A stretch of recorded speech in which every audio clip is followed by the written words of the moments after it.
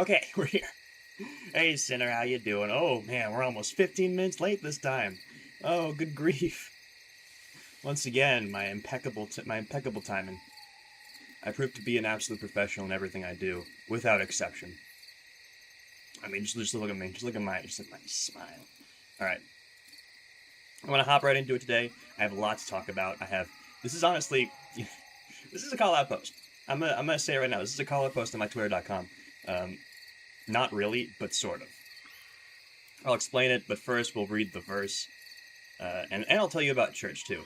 We did the blessing of the backpacks today. It was very nice. If you don't know what that is, it's like a thing that some churches do at the beginning of the year.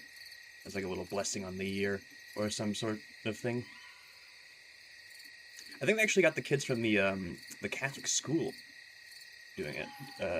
That's why there were lots of kids in there today.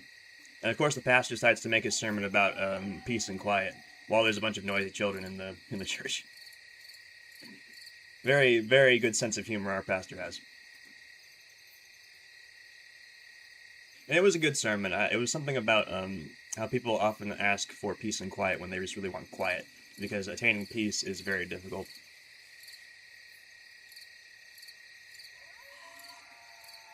All right.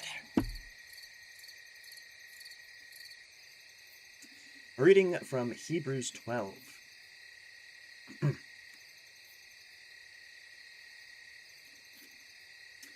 have not come to a mountain that can be touched and is burning with fire, to darkness, gloom, and storm, to a trumpet blast, or such a voice speaking words that those who heard it begged that no further word be spoken to them, because they could not bear what was commanded. If even an animal touches this mountain, it must be stoned to death. The sight was so terrifying that Moses said, I am trembling with fear. But you have come to Mount Zion, to the city of the living God, the heavenly Jerusalem. You have come to thousands upon thousands of angels in joyful assembly, to the church of the firstborn, whose names are written in heaven. You have come to God, the judge of all, to the spirits of the righteous made perfect, to Jesus, the mediator of a new covenant, and to the sprinkled blood that speaks a better word than the blood of Abel. See to it that you do not refuse him who speaks. If they did not escape when they refused him who warned them on earth, how much less will we, if we turn away from him who warns us from heaven? At that time his voice shook the earth, but now he has promised, once more I will not shake only the earth, but also the heavens. The words once more indicate the removing of what can be shaken, that is, created things, so that what cannot be shaken may remain. Therefore, since we are receiving a kingdom that cannot be shaken, let us be thankful, and so worship God acceptably, with reverence and awe, for our God is a consuming fire. The word of the Lord. Thanks be to God. And I probably shouldn't say both those things at the same time. I don't think you're supposed to. We're getting small lag spikes, by the way. I don't think it's anything substantial. But let me just switch tabs over here for a sec. I saw something today, and it kind of got me thinking. At first, it made me mad, then it got me thinking. And then I read about it, and I got a little bit madder, and I thought a little bit more. To err is human, to forgive is divine. Exactly. What was I saying? Oh yeah, and no shot. I had a whole different verse and sermon lined up, but like reading about this and reading how scripturally wrong it was, I kind of have to call it out. So let's transition over to Twitter. Yes, unfortunately, we have to venture onto Twitter for this because I recently saw, and this isn't a call out to this person over here posting it. I don't really know them. I'm mostly going to talk straight to this person in the video. First of all, before I even let him speak, I don't know what context this is in. I don't know if he's like in a church or if he's just preaching out in public. But if this is the pastor of a church, dude, wear appropriate clothing. Like, I'm sorry, I don't want to judge appearances. I don't want to come out the gate with like superficial judgment right now. But like, the way people present themselves in church is like a pet peeve of mine. Even in my church, in my good Catholic church, like there are so many people who just do not dress appropriately for a church setting, and this is like it's a thing that bothers me. I'm not gonna get mad at the tattoos. That's not really something I care about. But I just think if you're in a church, like you should be wearing, you should dress for church, especially if you're the pastor. If this is the pastor, if you're in church and this is your pastor, I'm sorry, reconsider the things he's saying. Don't like abandon it right away, but like reconsider what he's saying. So let me just play out what he's saying, and we'll let this I'll let it play out in full before I respond. You are comfortable calling Jesus friend. You're like, oh yeah, Jesus is my friend. But you're only comfortable with it because you don't fear him. Oh, I like that term. Jesus is my buddy. Jesus is my homeboy. Jesus is my friend. It's because you have absolutely no fear of the Lord. The fear of the Lord is a fear that says, I never want to be on the business end.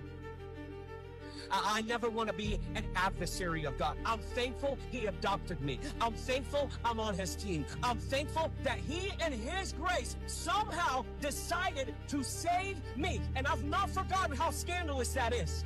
I'm not going to take the grace of God in vain. Now, I'll give him one thing. I do agree that people who say Jesus is my homeboy are really annoying and maybe should stop that. But I don't think the solution is to treat Jesus like your hostage taker. Especially since this is just plainly wrong when you actually read the Bible. This is not what fear of God is supposed to mean. It's not. It just plainly isn't. This is not the mentality that you are supposed to have towards God. When they say to fear God, that's not what they mean. This is not what they mean. They do not mean I don't want to be on the business end of his wrath. Like that's like pagan. That's how pagans view their gods. Like, oh, we have to make sure we keep sacrificing and appeasing these gods so that they don't like bring down famine and curses upon us. Like, and that's why I specifically chose Hebrews 12, 18 to 24, because it has the parable of there's the mountain of fear and the mountain of joy. It compares two different mountains.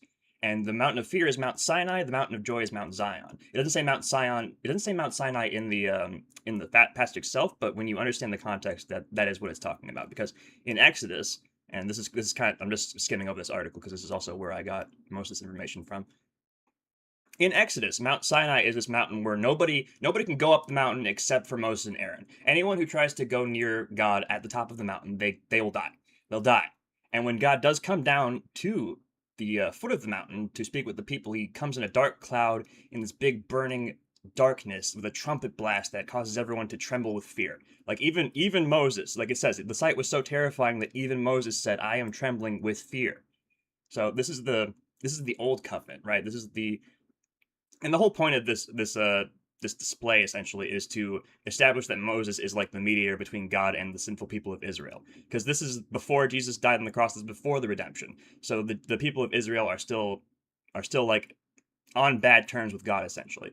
And so Moses is here to mediate between God and the people. So God has to put himself up as this like untouchable presence that only Moses and Aaron can go and speak to, so that the people don't try to force their way into his presence when they're not ready to.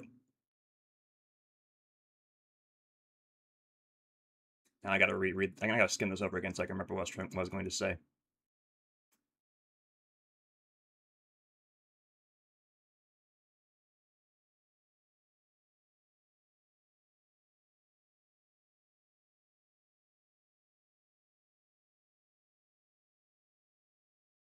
Yeah, so this passage calls back upon that. It calls back upon the mountain, the doom, and it even actually uses some of the same terminology, as you can see, the darkness, the thunder and lightning, the doom and the gloom, the trumpet blast, and all that other things.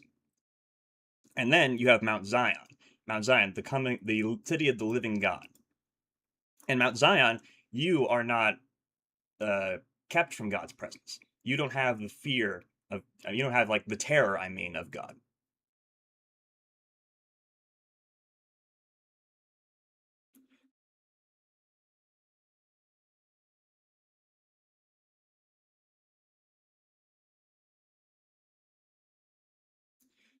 So the ancient Israelites couldn't come to Mount Sinai even after days of abstinence and prayer and consecration. But now on Mount Zion, because of the redemptive power of Christ, we are able to be in God's presence, and we don't have to fear him in the way that this person insists that we have to fear him. Like the people of Mount Sinai, the people who saw God on Mount Sinai at the foot of the mountain, they were probably saying this. I never want to be on the business. They were probably thinking this right now. I never want to be an adversary of God. They were thinking that when they were seeing him come down Mount Sinai. This is the exact mentality that the Bible is telling you to get rid of. It is telling you don't need to fear God anymore like this. You don't need to be terrified of him. You should fear punishment for, disobeying him, obviously, but in the same sense that you would fear punishment from your parents for disobeying them. Like you're not terrified of your parents. Like you don't have the mentality to your parents that, oh, I don't need to be on the business end of their wrath. Like I'm glad I'm not angering them. I'm not on their bad side. That's how loving parents are anyway. Like you should love and respect your parents and not want to make them angry and not want to be, disciplined by them for acting out. And it even calls back to the blood of Abel. And the blood of Abel, a better word than the blood of Abel. What does the blood of Abel cry out for? It cries out for vengeance. It cries out, how dare you kill me because I had a better sacrifice for God. But the blood of Jesus cries out for forgiveness. Jesus was tortured and horribly murdered, and he cries out for forgiveness of the people who killed him. And that's sort of the contrast here in the verse, which is there's the mountain of fear, Mount Sinai, which is the old covenant, which is the terror of God. It's the belief that, again, The fear that says, I never want to be on the it's business this. end. That is that. That is the mountain of fear. That's Mount Sinai. That's Mount Sinai talking. I never want to be an adversary of God. Like that is Mount Sinai. That is the mountain of fear. That is not the mountain of joy. That isn't Mount Zion. That you're not speaking from someone who is actually in the kingdom of God, who is actually redeemed by the death and resurrection of Christ. And it's really like this is like feel good theology, honestly, in a sense. Like it is theology that isn't supposed to be accurate or to be true. It's supposed to make this person feel good for saying it. Like you can see, Thankful he adopted me. I'm thankful I'm on his team. like you can hear and see, he is just getting like this incredible rush from saying this. It feels really good to say this, and I can understand why it feels good to say this, because we are in a time where people are extremely complacent. People are extremely like they aren't really taking God seriously, I don't think. They don't take church seriously. People are falling away in great numbers, There's no revival. Like the younger generations are not going to church. It's just not happening. So I do understand where this anger is coming from. It doesn't come out of nowhere. And I'm not saying this guy's a bad person for being angry, but I don't think he's offering a really good solution for the problem he's talking about. Like you shouldn't be, especially since like God promised to us that we would never be separate from his love. He would say that he would never forsake us, ever. Not at any point, no matter what. Now they're angels, rulers, principalities. I forget what the exact verse was in Romans, but he said I will never forsake you. I will never give up on you, no matter how much you give up on me. So the idea that we need to be like terrified of being on the business end of his wrath, like it's just so craven to me to think about. Like, oh, I'm so glad I'm on your side, God. What the heck kind of like relationship do you have with God if that is like the way you perceive it? Because when you're scared of something, what do? You turn and you run from it, right? Like when you're terrified of, like when you see a wild animal, when you are terrified of like a bear that is staring you down.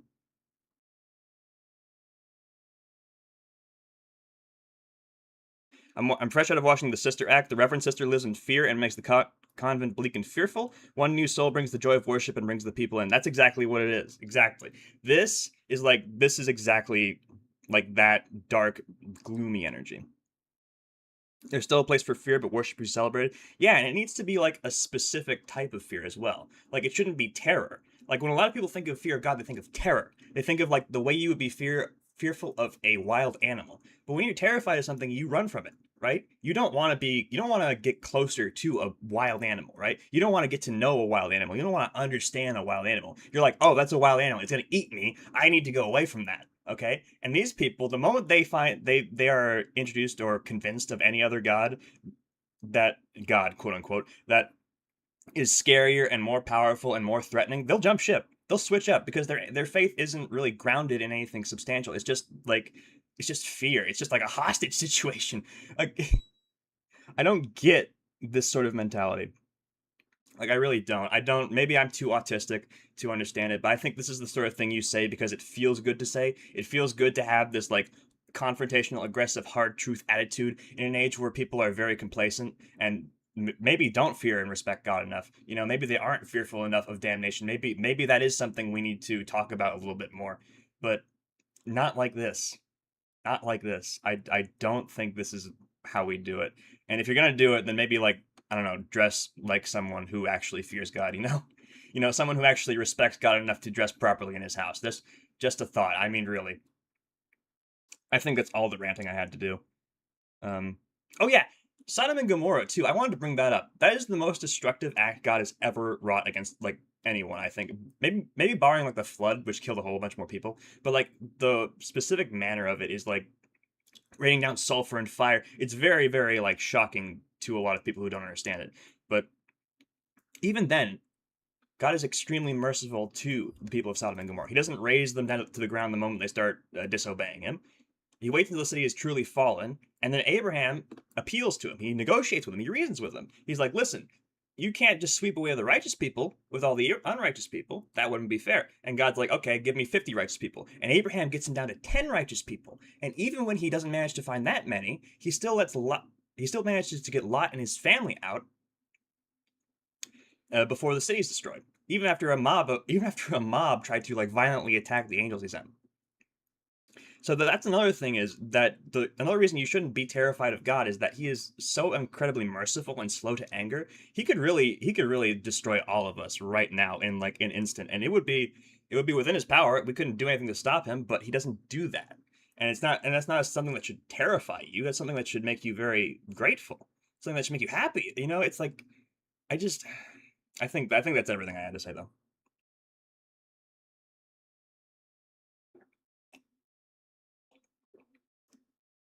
And again, I'm not here to like. I know I joked about this being a call out post. That's not really what it is. I don't think either of these people, this person posting this or this person in the video, I don't think they're bad people. A lot of us don't understand the Bible fully, and I don't think we'll ever perfectly understand it because we are imperfect people. And the Bible is 66 books written over 15 centuries by dozens of authors in like 3 different languages. It's a lot. It demands effort from people, and it rewards that effort. But you have to be careful when you are still, I think, learning, especially. And I think that's what this person is someone who's still learning. Because I had some of this mentality as well when I started learning, and it takes a lot to drop it. But I think you'll be better off if you do. Everything I had to say. Okay. I'm going to bring up the game now. How long have we been yapping? Half hour of yapping. Good grief. Well, actually, that was more like 15 minutes because I spent 15 minutes of getting ready.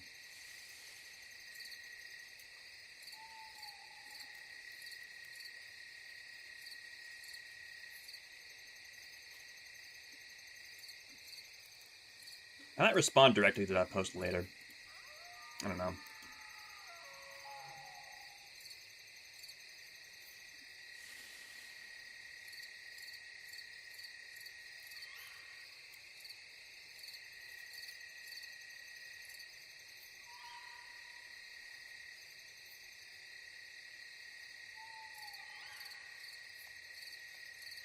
Yeah, there's a lot of I think rot in the Christian community, and that's sort of one of the things. Is there's a lot of complacent and like soft-hearted faith, but there's also like a reactionary movement to it where people are really like there's a thing called hippie Jesus, right? Where people oh, hang on, Waru's lagging again.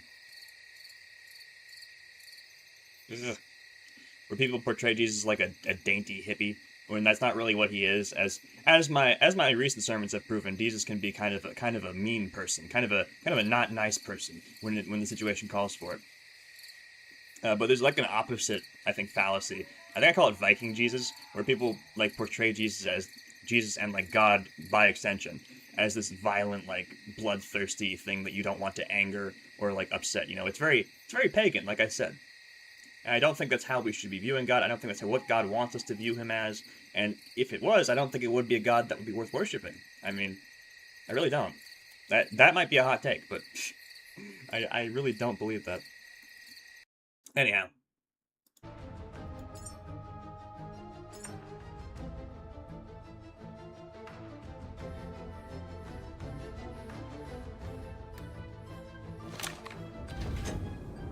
I hope that wasn't too meandering and got to the point. What the heck? Where am I?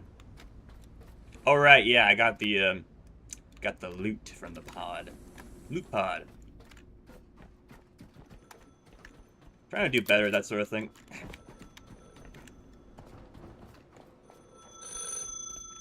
Moshi Moshi! Mom! I like to tie my boots today. I did it slow so I wouldn't forget. No one clapped. I still want to tell you. Oh dear. Where was I going? I was gonna go somewhere. I had like a whole plan.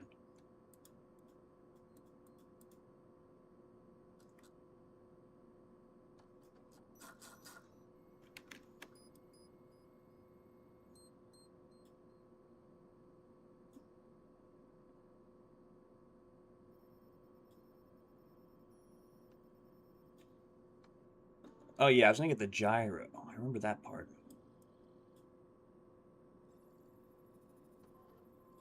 Alright, let's go up there then. I want helicopter.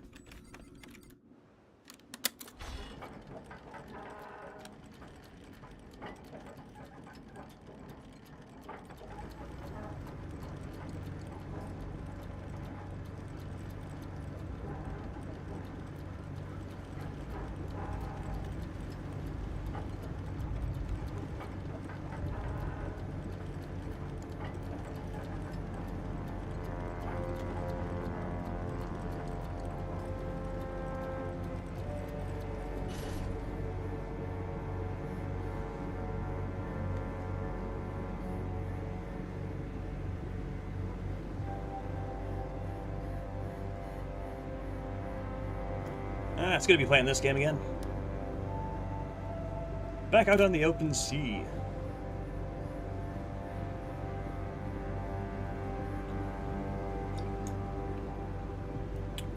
Hang on, I might try something. Yeah.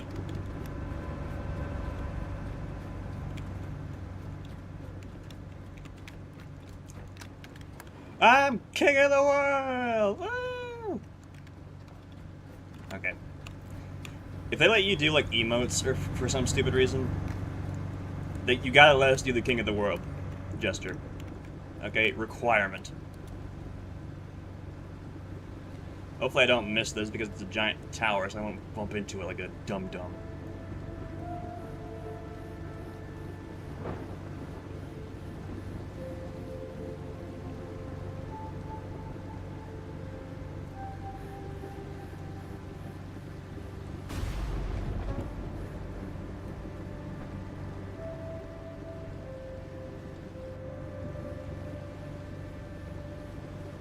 Oh yeah, and I still have to launch pairs because, yeah.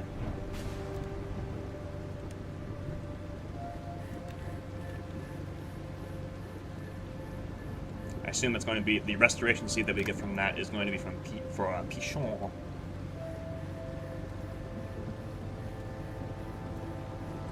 Pear. Grow a pear.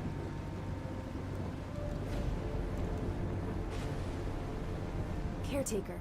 Caretaker. I found 3 old service platforms tied to a Deer Motors. You and found it, I Ship's found it. work program. Each one may hold part of a lost gyro blueprint. If we recover all 3, we may be able to build the machine again. This is one of the platforms. The real archive should be below deck, in the mechanics room. Below deck. Find a way in, Caretaker. Old blueprints often survive where machines were meant to be repaired, not displayed.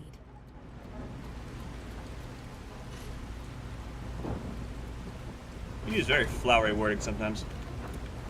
Actually, not sometimes, like most of the time.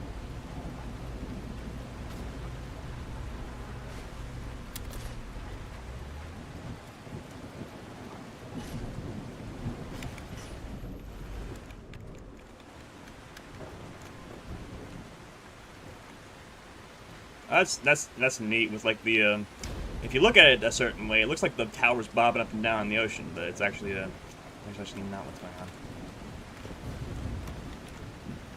I don't know if I should risk jumping that. Do I have to power that? Oh crap! I might have to power that. Oh dear. No. Ugh. Don't know why the jump didn't work.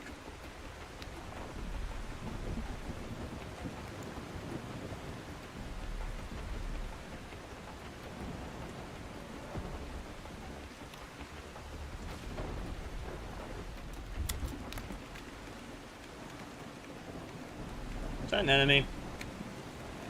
Is that an enemy?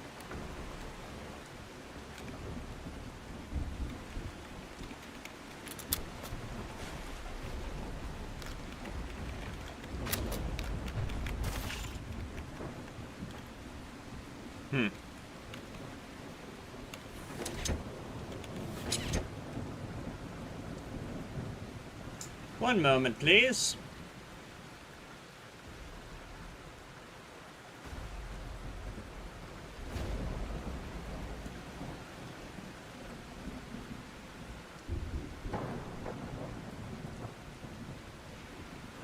Yeah, that's real dark. It's real dark and stormy. I hope I don't fall in. I hope I don't fall in the ocean and get disoriented and eaten by sharks. You know? Ah!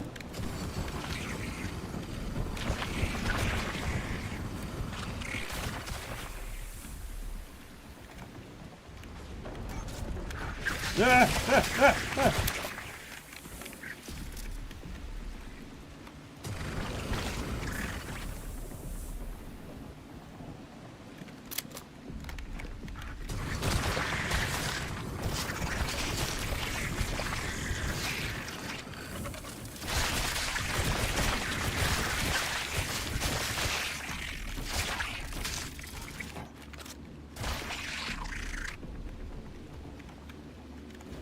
That's gonna do much damage to the cliff.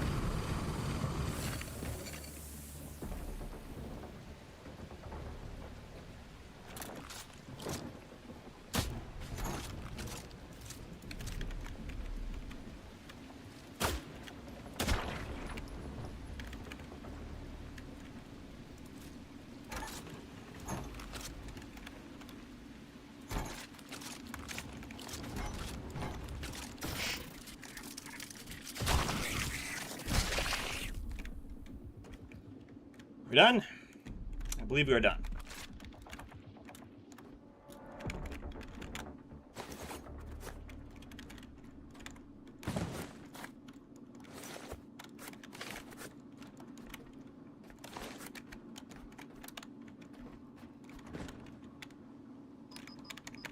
That is an oxygen thing. I don't need that. Thought you were diesel.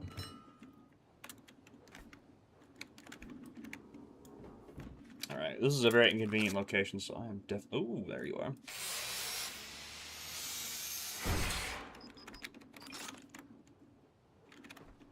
Hey, streamer, you should save. Oh.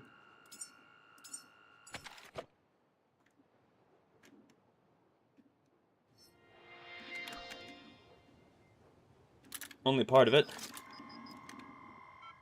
That's the engine mount and fuel routing confirmed. Small petrol unit. Crude, loud, and stubborn. Who are you calling crude, loud, and stubborn? Dear Motors built ugly machines, caretaker. But this one may still get us where no boat can. Wow, she's machine racist. I didn't even know. I never would have guessed.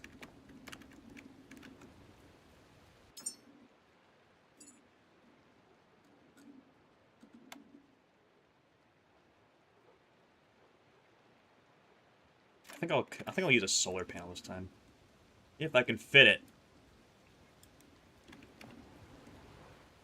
Okay, you know what? We're gonna have to use the ultra compact.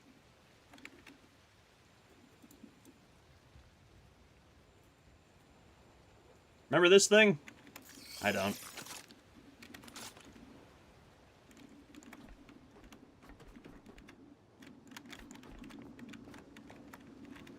Ooh, hang on. No, ah!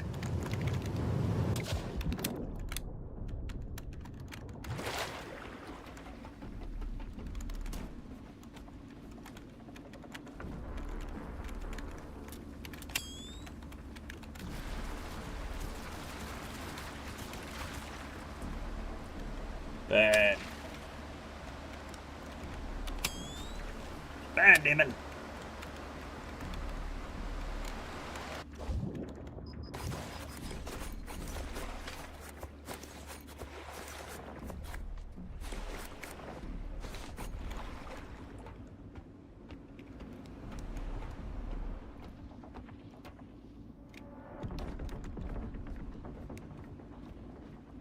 Oh no, I am fat again. Shovel in there. I'm really liking the new fuel tank system I set up. Much more efficient.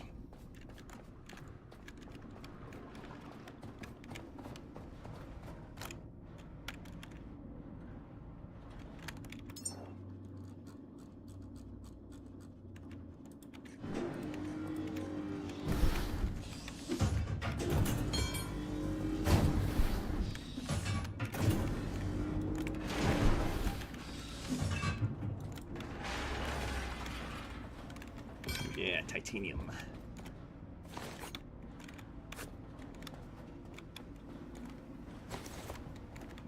I got 3 alloy frames. How lovely. What a fantastic use of that that extremely expensive mod.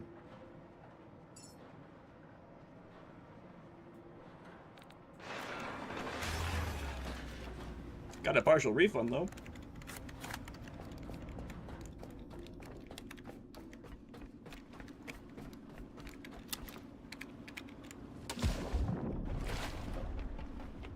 I don't think this thing's gonna take much power. Oh, but crap, we should put batteries up. That would also be good.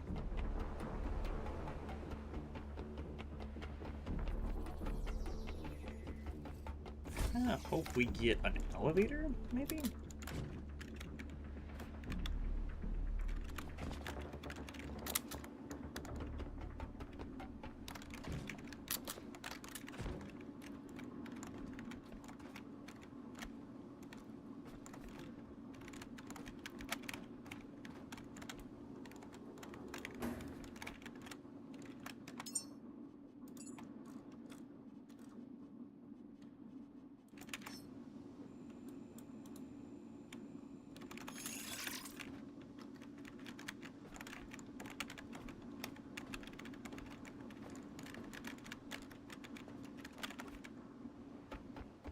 Smush my body up against it.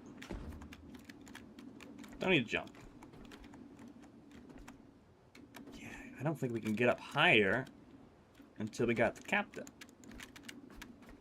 So I don't even know why there's a ladder up here.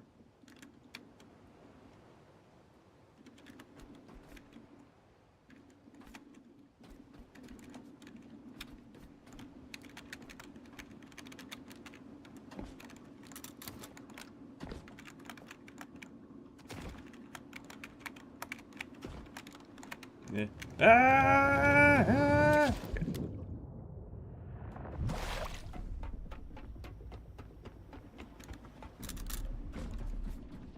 Question, Preacher Man? Sure. Lay it on me.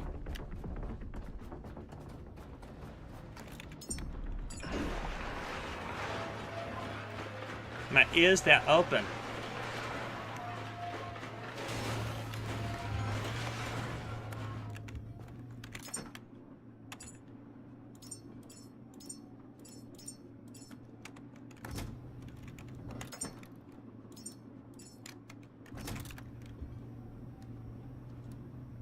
Why does Catholicism seem to mourn their faith? What do you mean?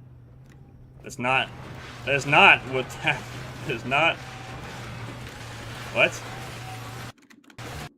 Oh! Oh, no, the game crashed. No!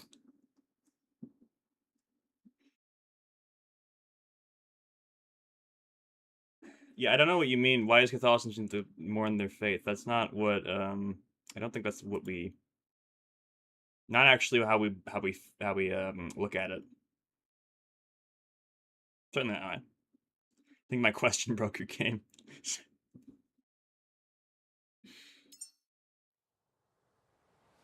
Couldn't handle it. No, that was probably because I used the fabricator or something. I don't know. I think we saved recently, at least.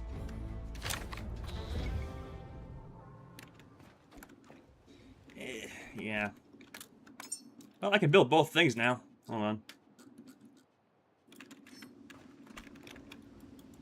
Anyway, please elaborate on what you mean. I don't actually know what you mean by that. I don't know if that's the perception you get of Catholics. I'm sorry about that, but I don't think that's actually how we view it. Certainly not how I feel in church. As someone who goes there regularly now. And I didn't for a very long time.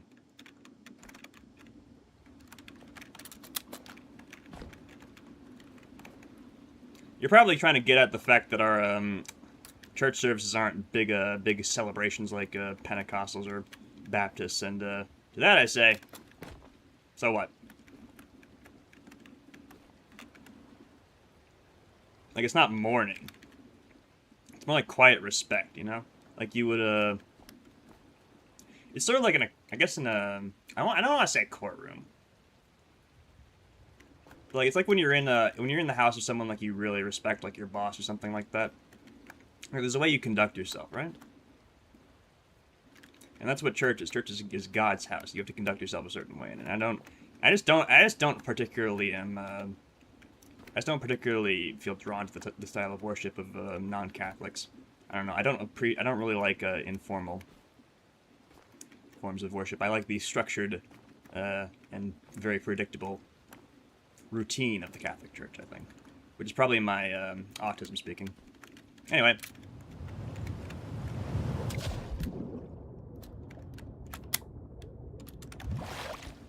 No, I never felt like I was mourning my faith.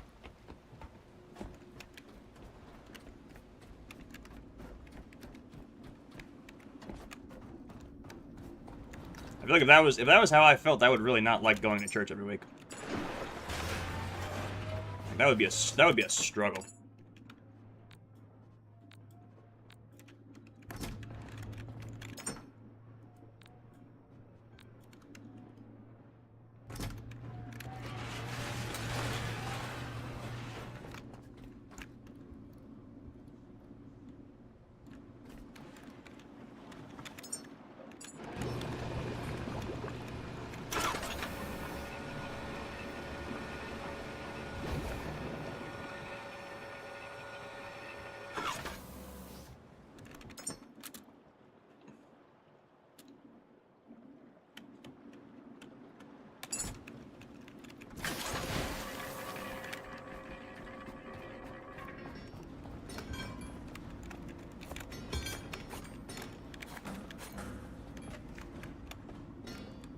Well, yeah, I guess somber is the right word for it, but I wouldn't liken it to a funeral either.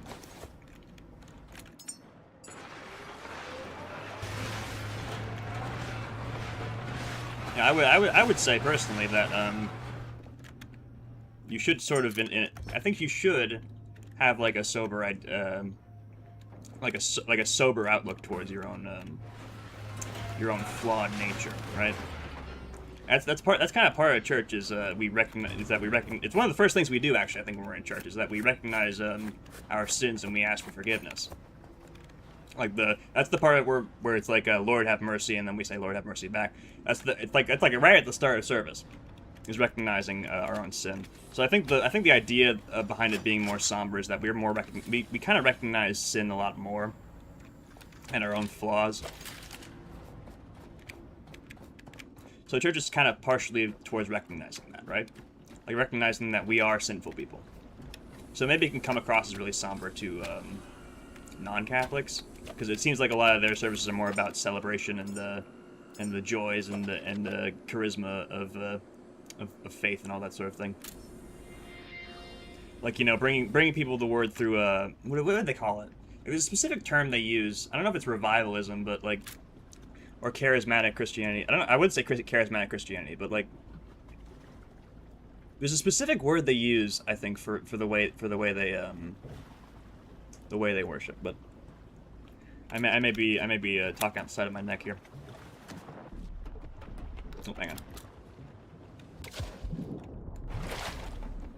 But I don't know. I'd say I don't know. I get maybe somber is the right word to put for it. I also would say maybe it's bad word choice.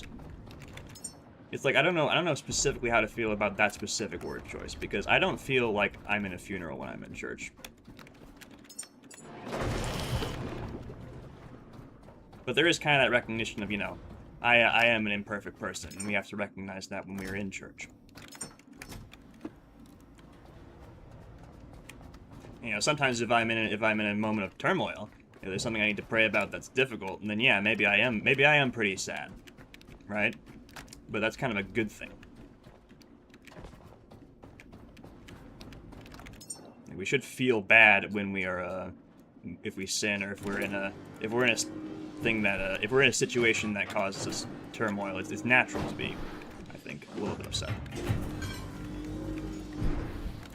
a little bit mournful, right? And there's a lot to be upset about too.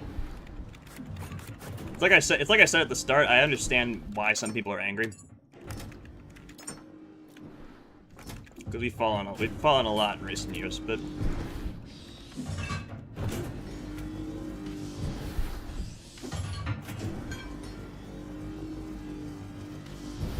you might have to ask a real priest in this. Maybe I'll talk to my pastor about it.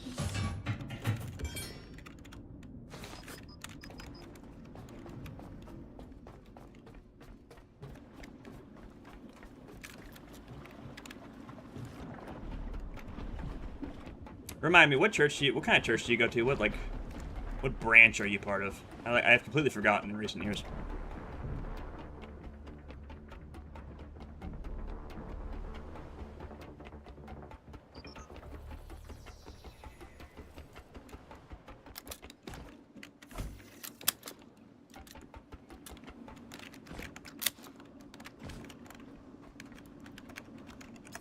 Hang on, I'll be right back.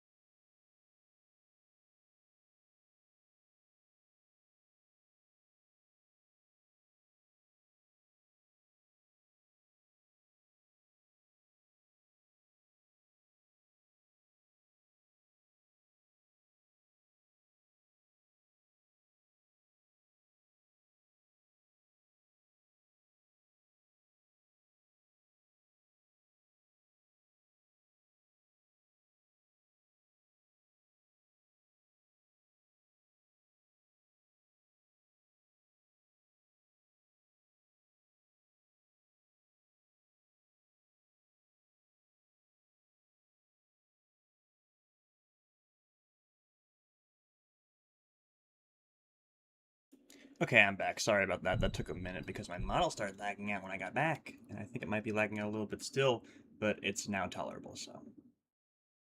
Used to go to Plymouth Brethren, now I go to a Baptist. Okay. Yeah, that's the thing. So like here's my so I'll give you a better visual of how my church works. Like it's not our pastor's pretty cool. We used to have an older German pastor who was all right, but our pastor now is younger, and I'd say he's very good at creating a good atmosphere in church. Like he tells jokes. He has a good sense of humor. He's very friendly, very positive, and I had a really good talk with him when I first told him I wanted to. I was thinking about being a priest, like for real.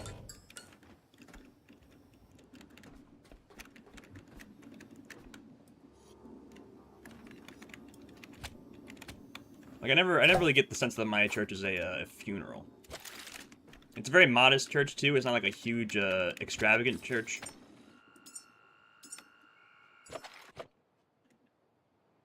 And the thing about Baptist churches and like most of those types of churches, I do not like the idea of a church where my pastor can just break into song randomly.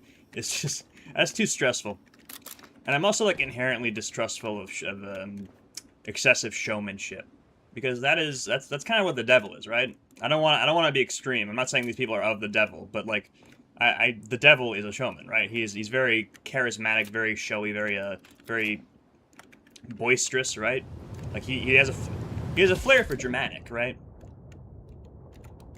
So when I see church services that are full of like singing and dancing and showmanship, I have like an inherent distrust towards it.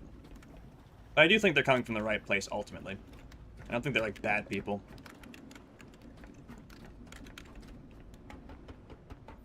But I don't know, I think the reason I trust Catholicism the most is that it is boring, right? Like, it's not trying to be anything. It's not trying to be, like... It's not trying to be palatable to modern audiences, right? Like, it's not trying to be cool or fun or interesting. It just is.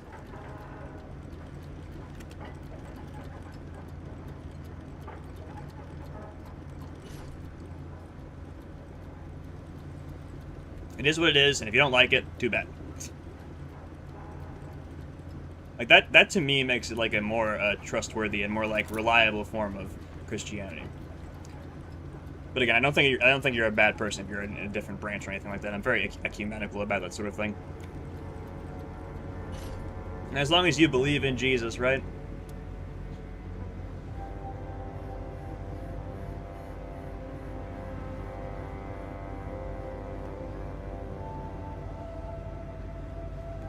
What's going on here?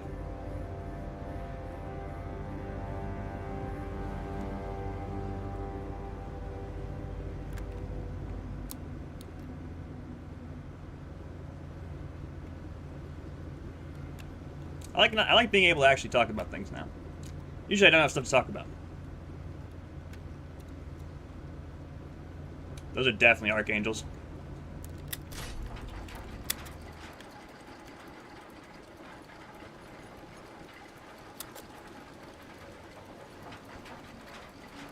Oh wait, no, they're normal ones. Well, butter my biscuit. Are there human seeds here? There might be. They usually gather around where human seeds are.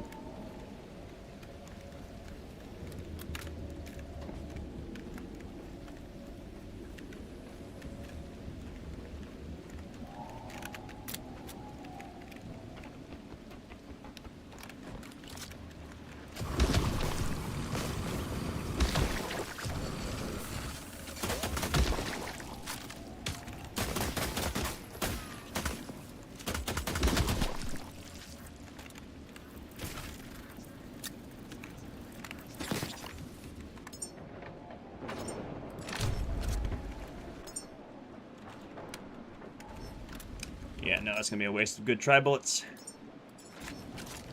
No way, no how.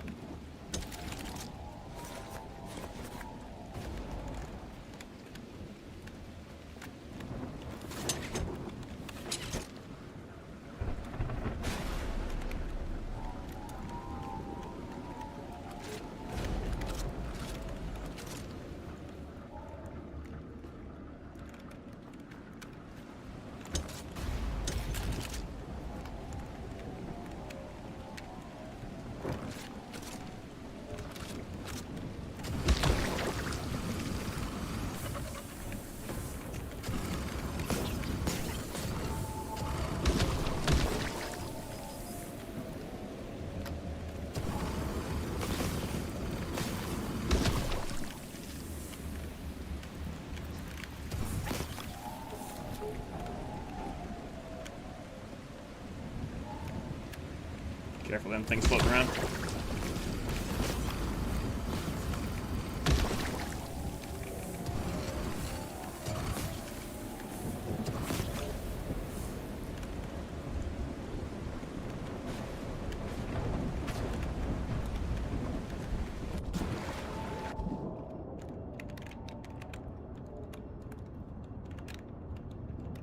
Don't think there's anything in the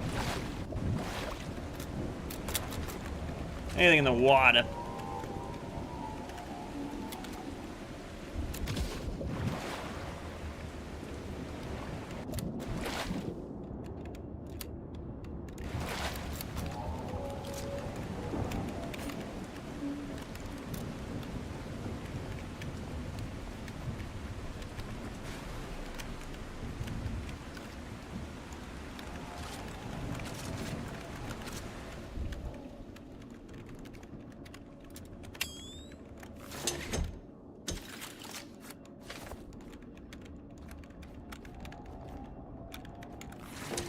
Oh my god, dude. Come on. Yeah.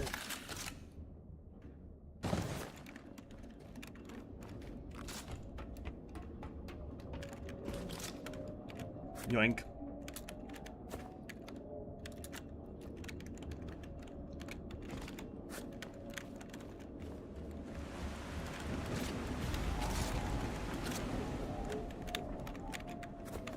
Ew, the shipping container is popular in this universe. Affordable housing, finally.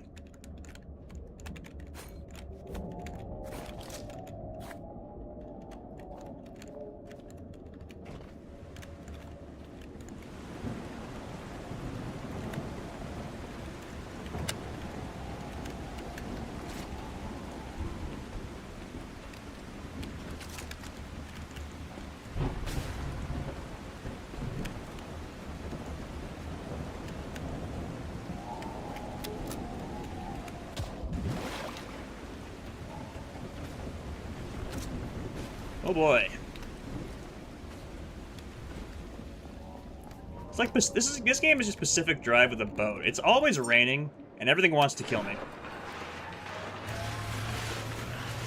Or inconvenience me. One of the two. I'm gonna stick some of this in the slot drawer. Actually, I don't think I need it right. I don't think I need to use this for Elysian beds right now, because I have a whole bunch of them back at the base. So, never mind about that. We're gonna just keep making fuel.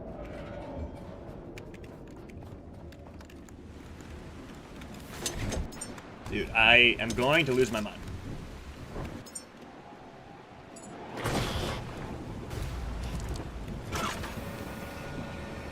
The ambient music is peaceful, exactly. Sadly, this game doesn't have a radio for me to blare ragtime music from, but if it did.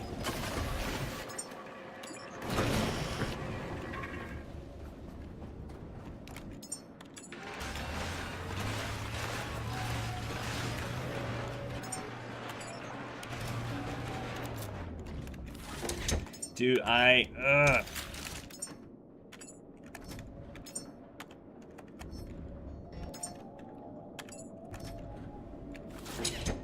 Dude, I'm not even looking down.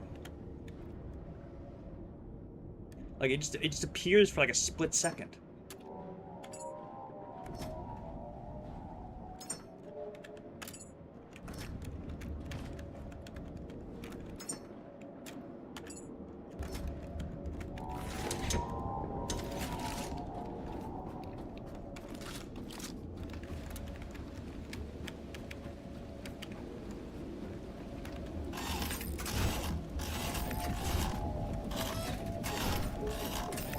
Waste some material on this.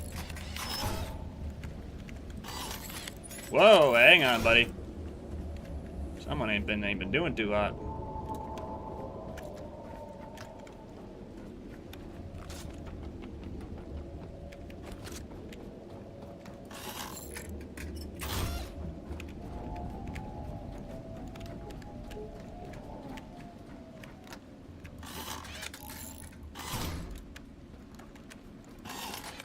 Ooh, banged up fuel tank.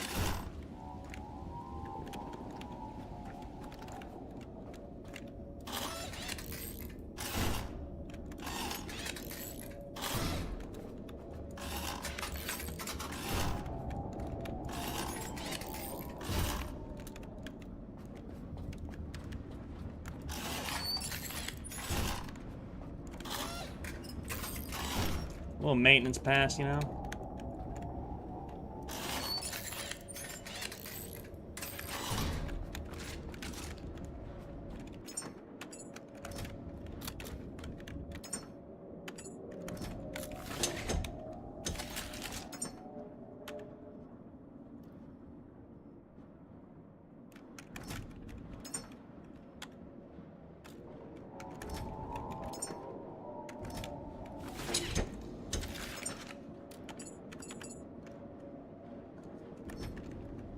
Oh, I cannot wait for that recovery grinder, dude. Where was it?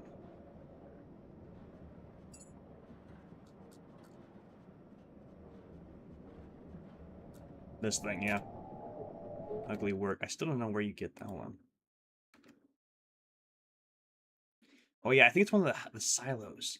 Yeah, that's why I wanted the freaking the gyrocopter, because you need that to access the silos.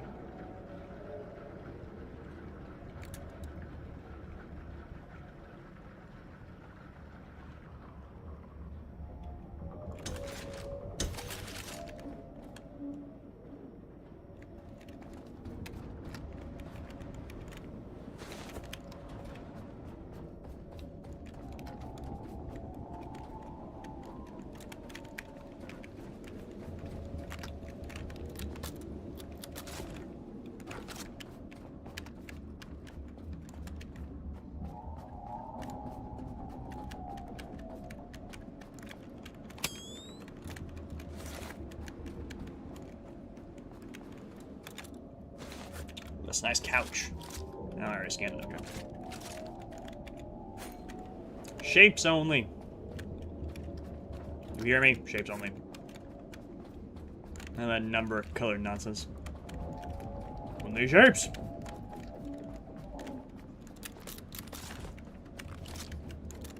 I wonder how humans are supposed to get up on this part. There's no ladder. And they don't have my amazing robot jumping skill.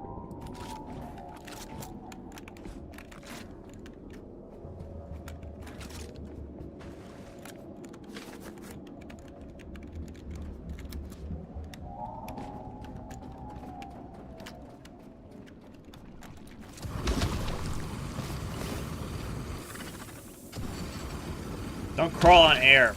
You can't do that. You're not allowed.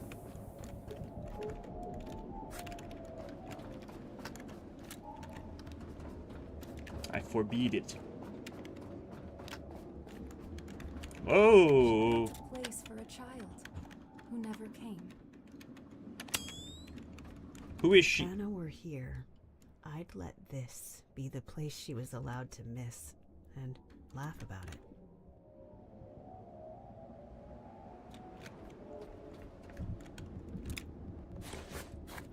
Who was that? Who just spoke to me?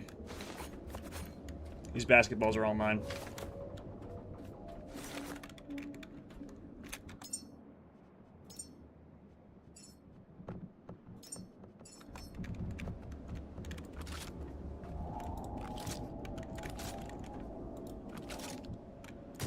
Ew.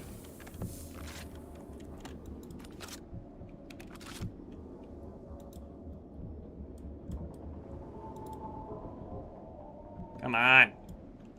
I can be balling. Dude, what kind of basketballs are you making right now? These bouncy pieces of crap.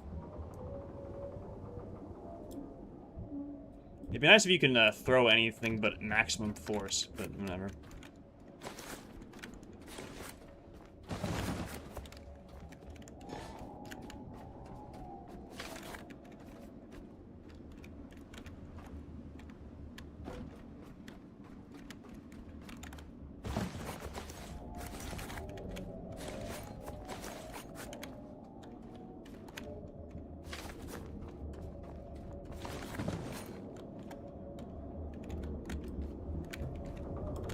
Plastic bench, you say? Not scannable, what do you mean?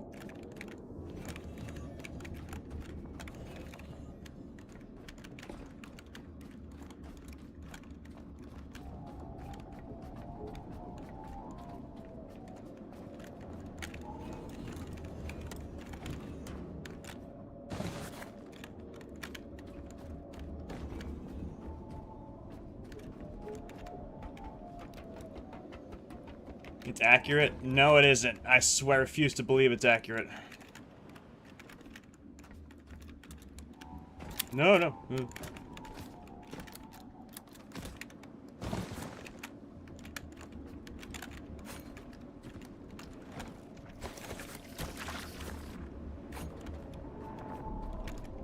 I really feel like there's a human seed somewhere here because there's just... Why are there angels?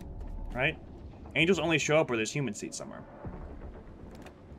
Or like where they're going to be transported, at least, like the launch zone. So why are they here?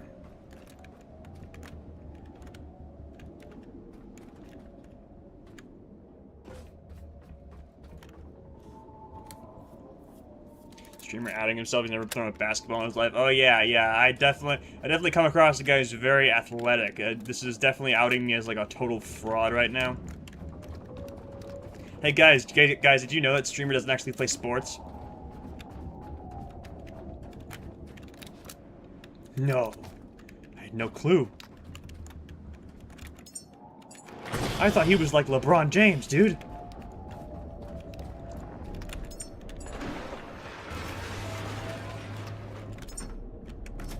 Yeah, you're going to the slot. Slot.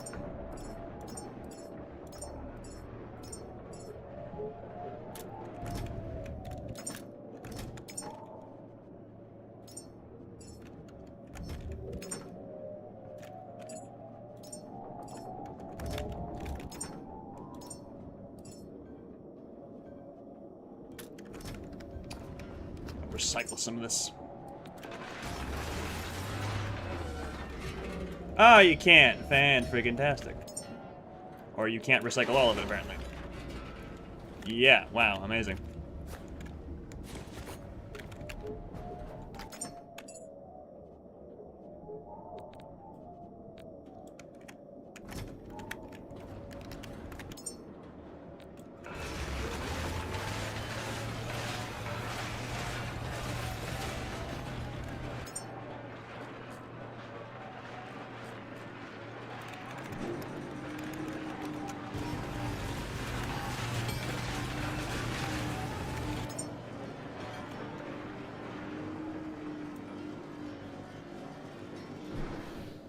Oh, I just added a whole bunch of glass to my glass problem. Fantastic.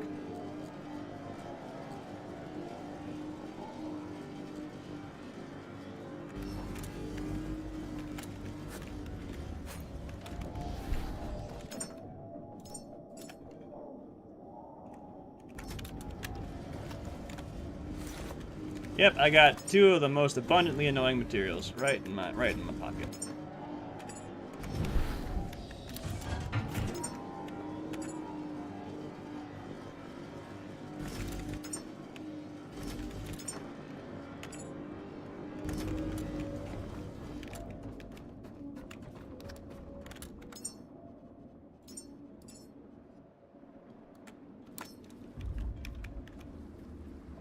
Fish food.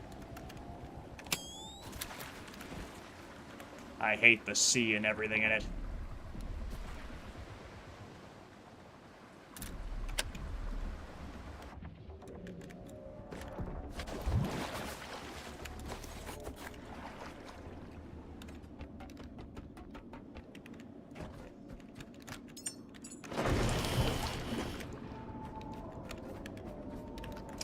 Yeah, I think I've got pretty much everything.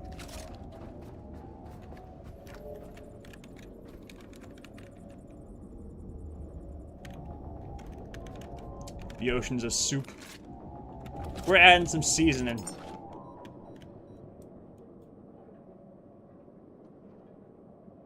Where do we go next? I guess we'll go to Pichon. Yeah, we'll go to Pichon. And then, do we want to go to the Courier Sieve node now? Might save that for a different time. We'll go to Pichon, we'll go to this whatever it is, and then we will go to the next helipad. Because I wanna grab all these parts.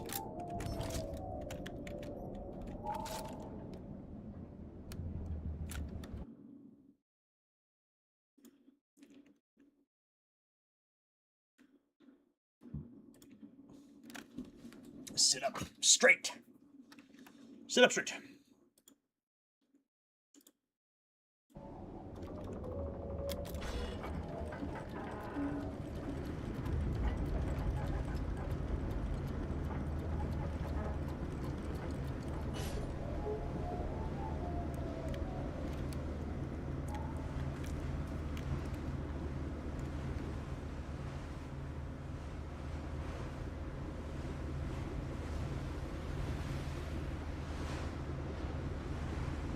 Back off we go.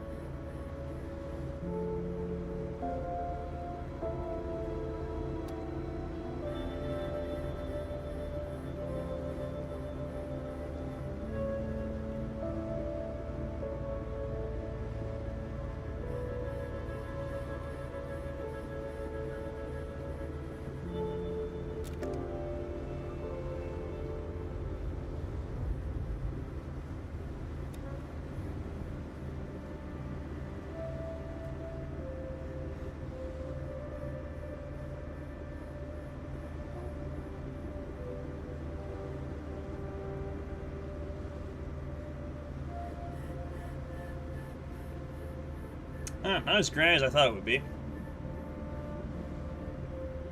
I suppose it's only a base coat. To do most of the building ourselves. Of course.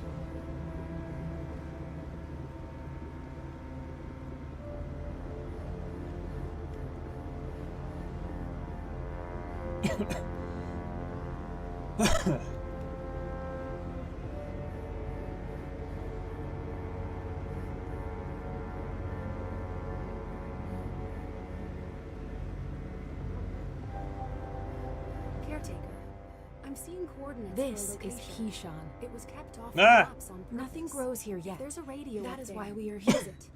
Something wants to be heard. Okay, well there's the unlisted tower that I was looking towards.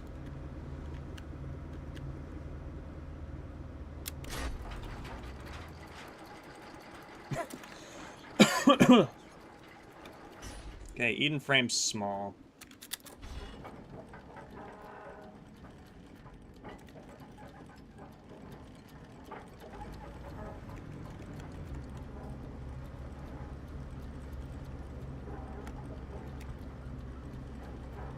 Back it up, come on.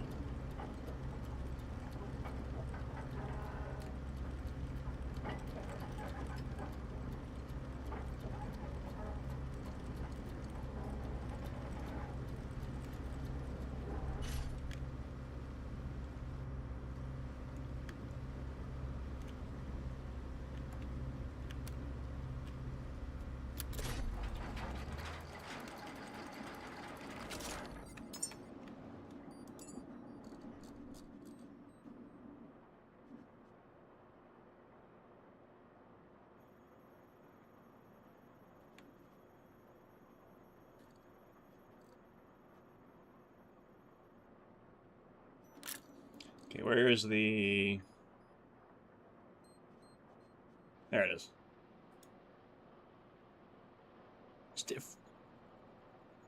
Stainless steel. Where do you get stainless steel from? What?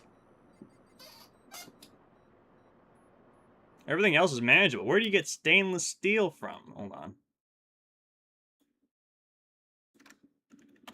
I have none of that.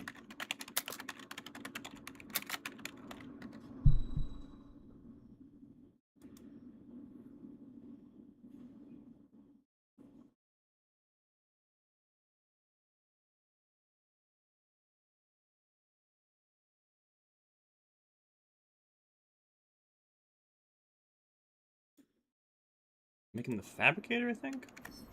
Hold on.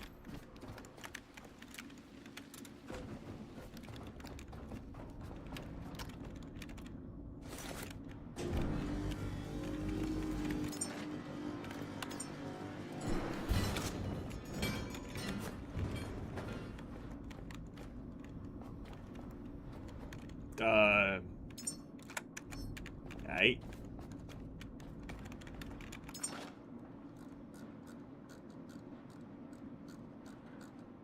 There it is. Iron and oil.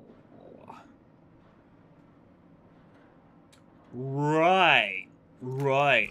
And you know what makes oil? The recovery grinder. Mom gave me popcorn. Score.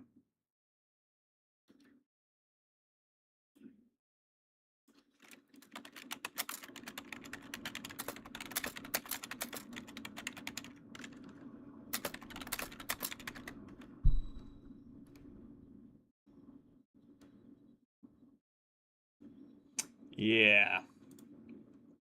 Okay. So we're definitely not going to be able to get this today. No way, no how.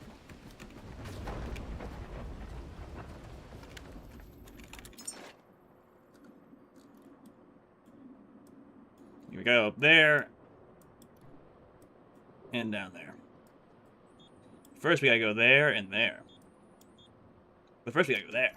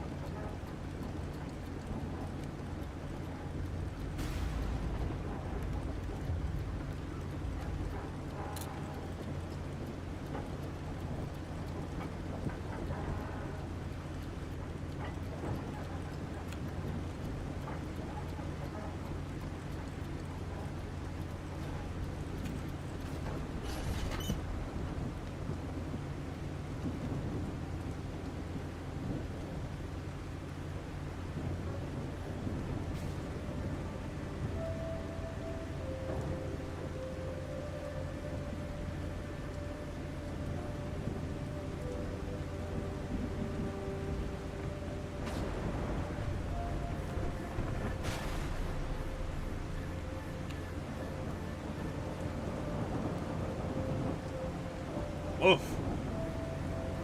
Okay, it's getting thick out here.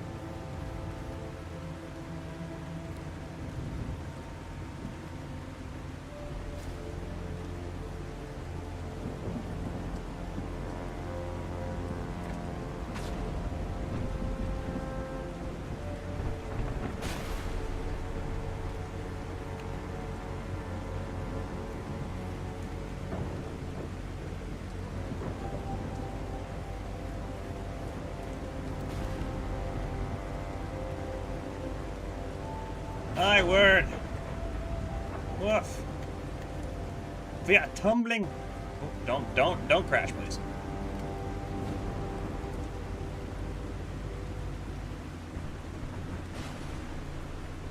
Probably save when I stop next.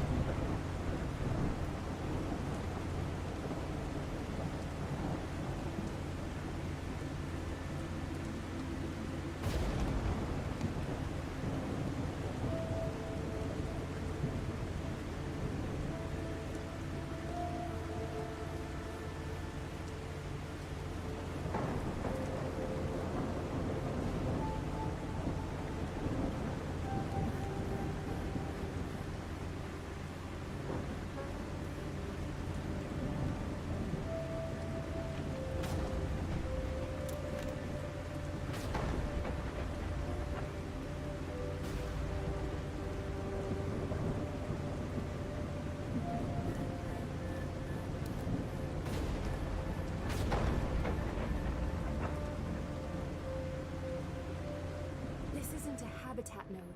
It's an unlisted tower, built to be ignored. Let's explore.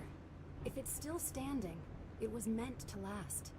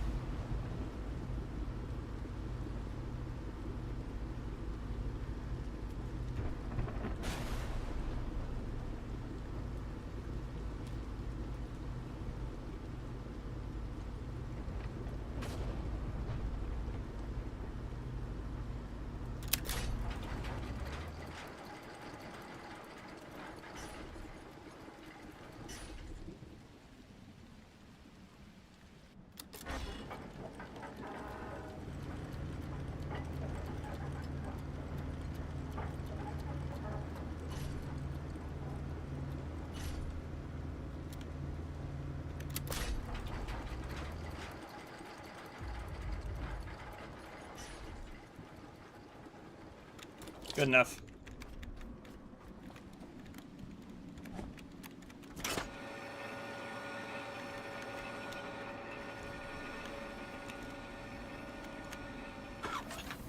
There's ore we can mine on this thing, I think.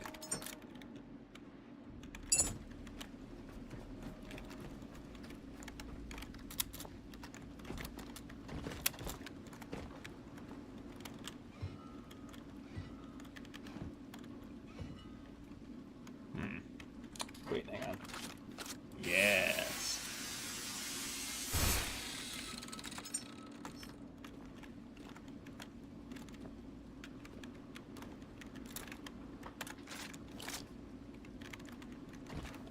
Can't scan the wheelbarrow. Mad. Oh, there's a mooring point on this thing.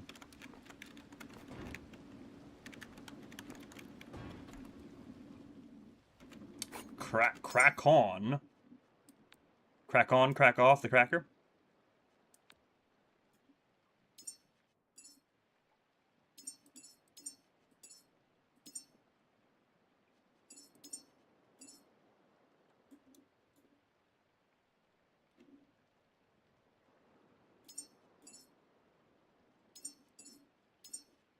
It's all right. I'm in love with my current fit though. I got 1 kilogram iron nugget.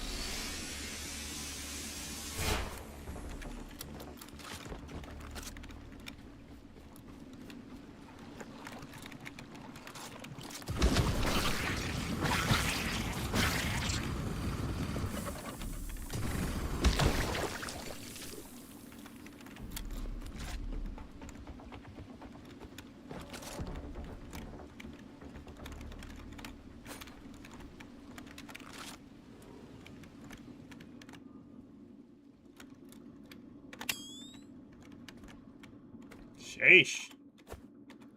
Y'all live like this? This is Quarantine Stack. Amen. Platform 1. Day count 281. Body, fever, salt wounds. Confession? I stopped hoping they would come. I ask for a voice. What the heck? Offering? There is a door that does not open for hands, only for signal. Four What? slots like ribs. What? Inside, the tool to reach what the sea keeps hidden. I bless Stack Beacon. May your stairs hold. What May the? your water stay sweet. This is hurting my If ears. you hear me, you are not alone. A ritual. A procedure for staying human when no one answers. It references a vault sealed behind heavy doors, and we should follow it. Really? Should we? Should we follow the schizophrenic rantings of some random The person? signal pulled up something else in me. An old navigation and craft record. I remember how to reach far places. We don't have to crawl anymore. Follow the marker, caretaker. Let's see what they were pointing toward. Nothing good.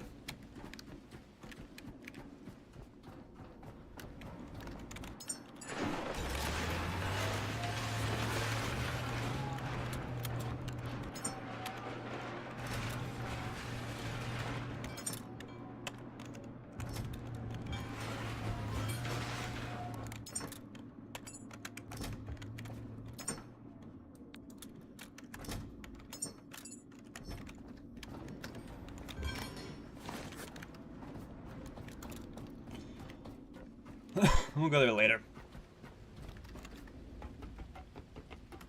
I have a mission. Mission from God.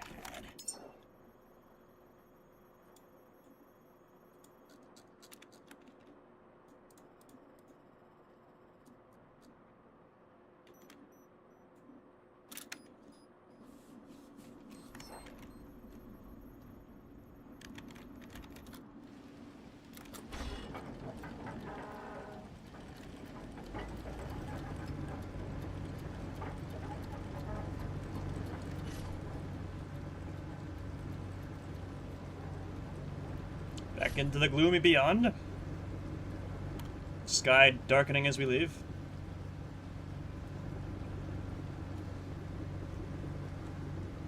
Lightning illuminating the horizon. A beautiful day in the apocalypse. While I check my time on the stream.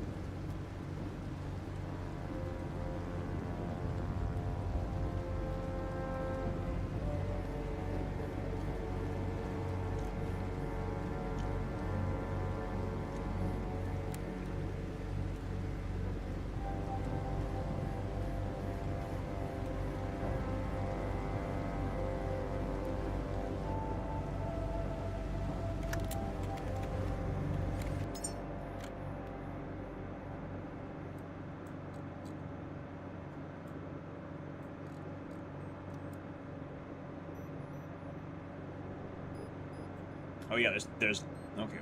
We have to do 4 of them actually. I was wondering why there were 3 points on the UI still, but that's because we have to do 4 of them, not 3 of them. Okay.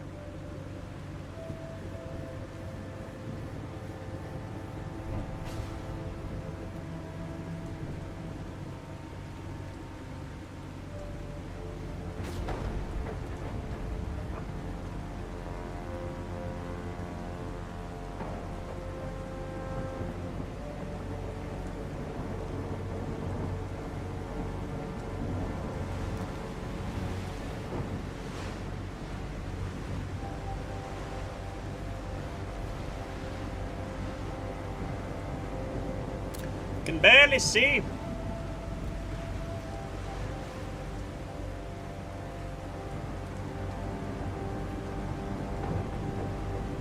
Actually see the grid-like pixels on my screen if I move my camera fast enough.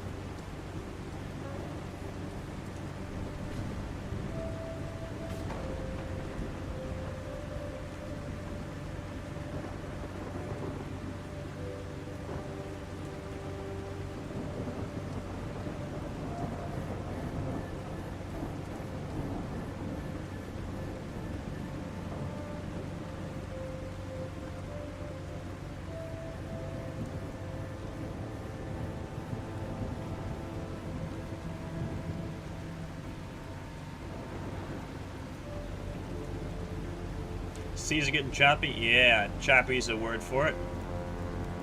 Certainly a word that you can legally use to describe this. A bit choppy.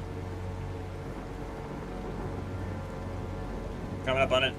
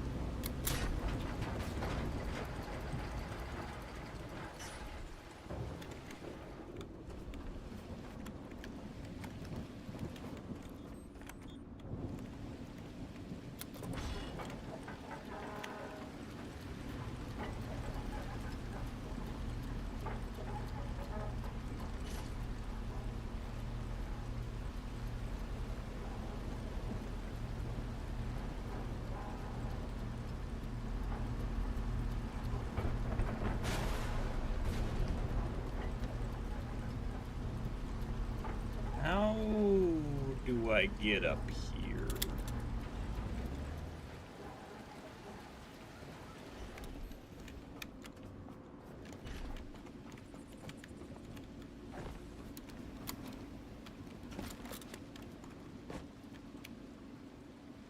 Wait, what?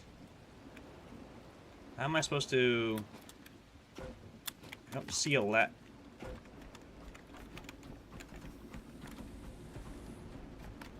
How am I supposed to get up there? Is this the right one? Hold on.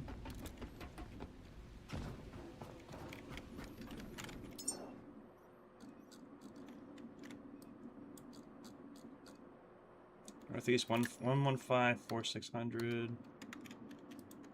No.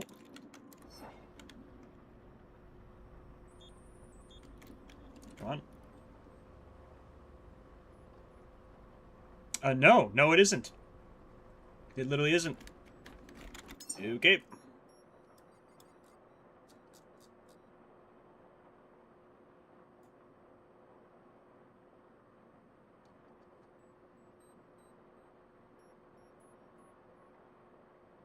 Wait, where's the other one, then?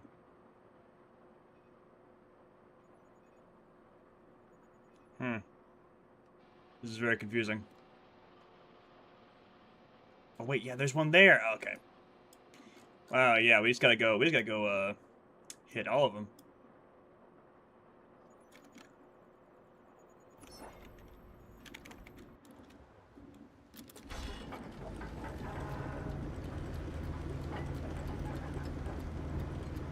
Okay, northwest tells me it would probably be this one.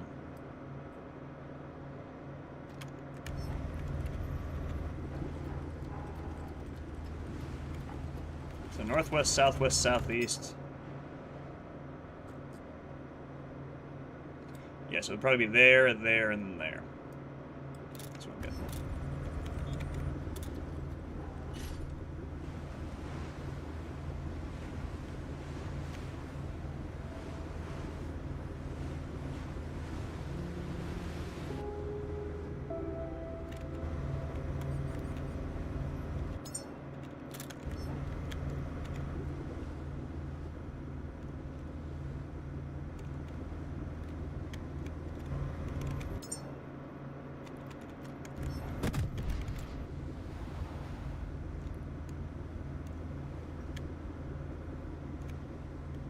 I can't see anything!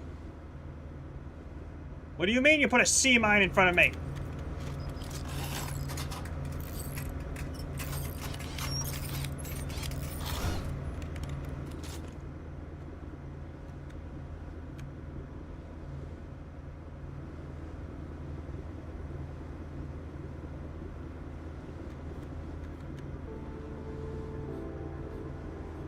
I can't see anything.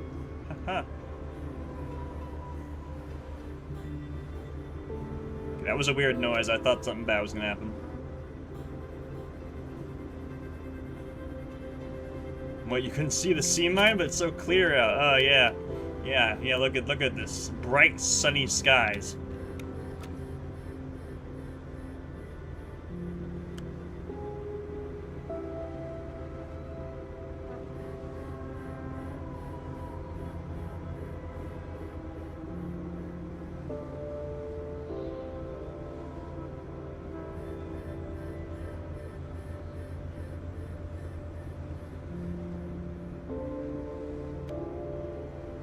How could I have been so blind? Oh, it's clearing up now.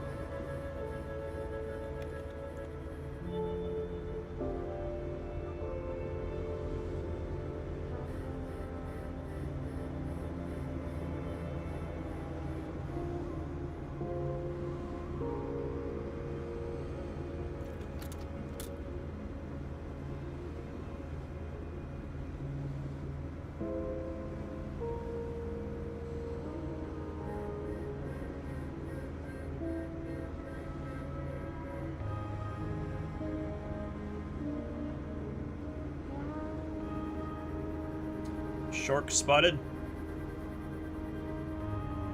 Oh, it's like a laser shark. Funky looking shark.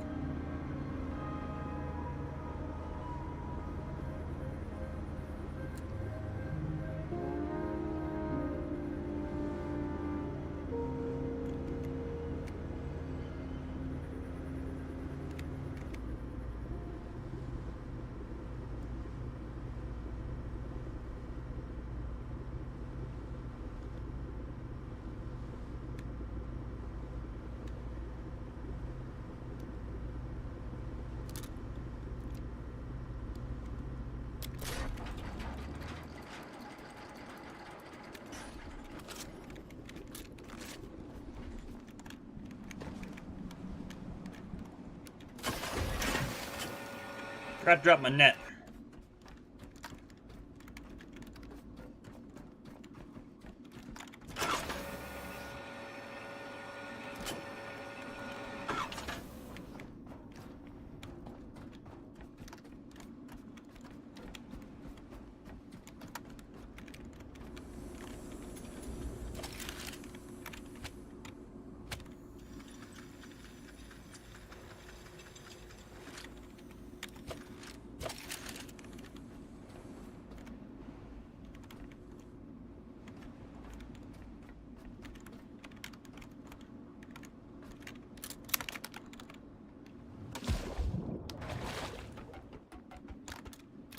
Hang on.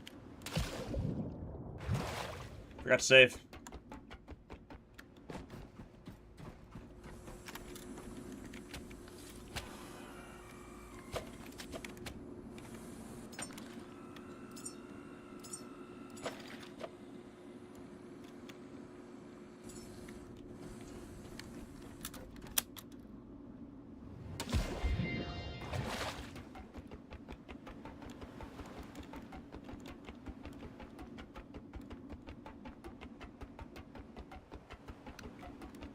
Back up we go.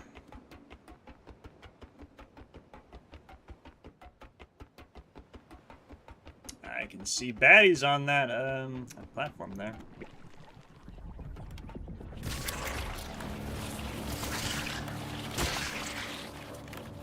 Ah!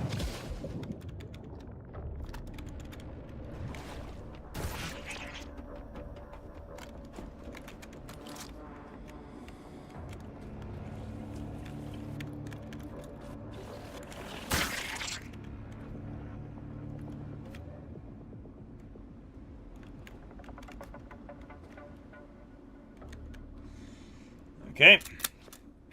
Good thing I saved.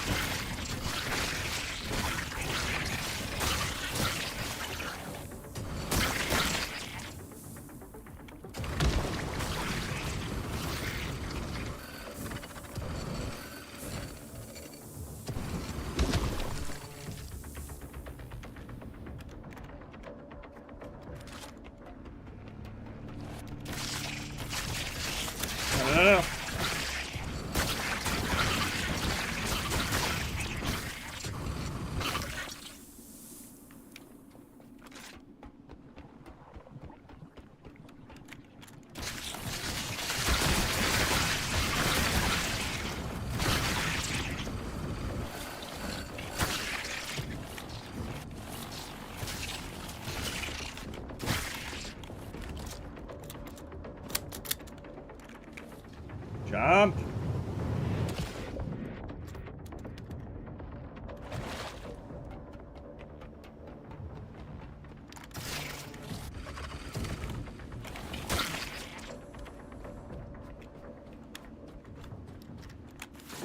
Oh, yeah, that's good.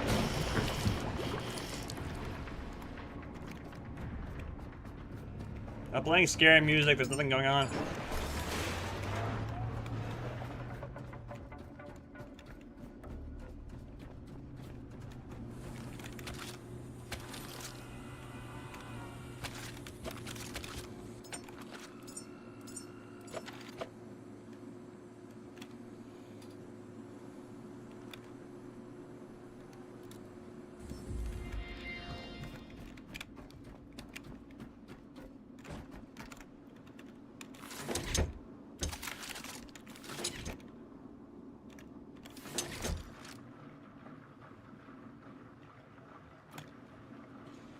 Reloading.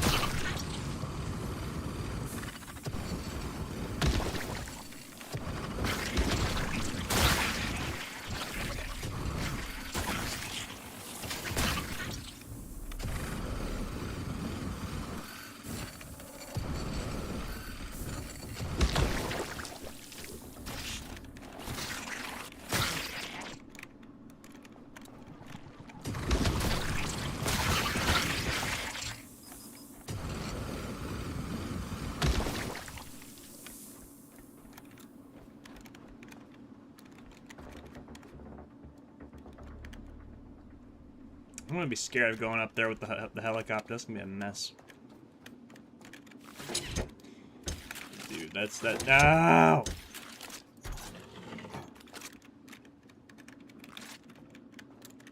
Wow. Horrifying.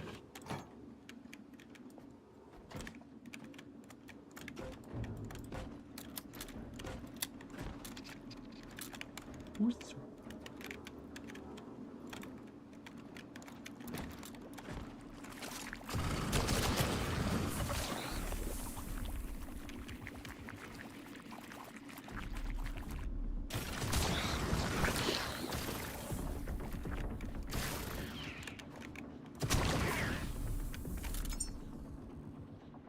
Vitamin D, yeah.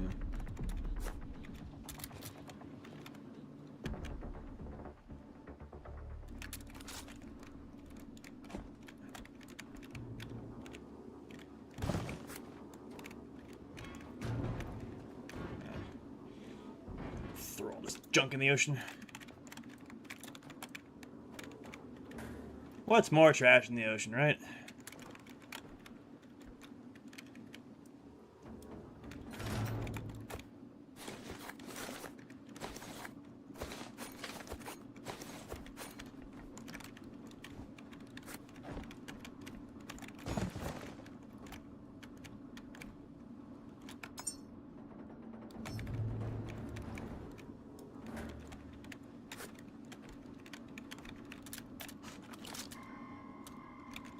Good.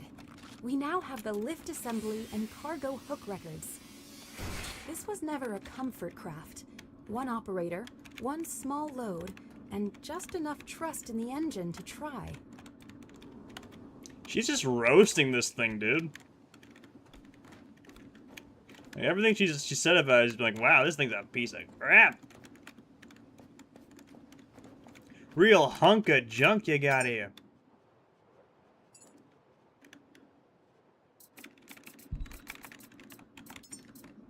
I always love when the game drops enhancer points on me.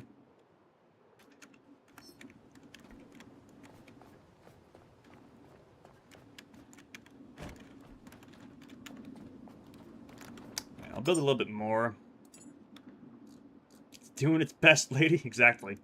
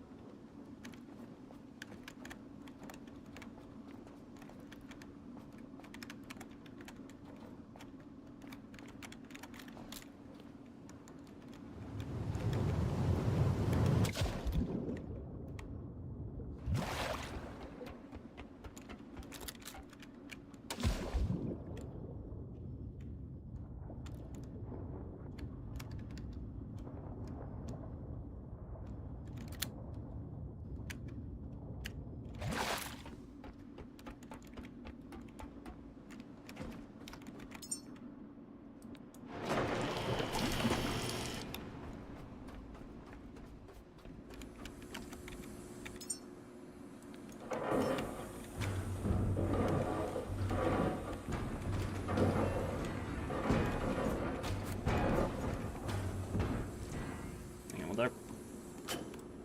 Crank that up. Excuse me. I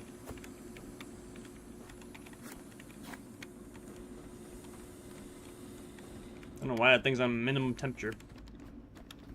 Literally no reason. I did look it up. There is literally no reason to have it on low temperature. At all.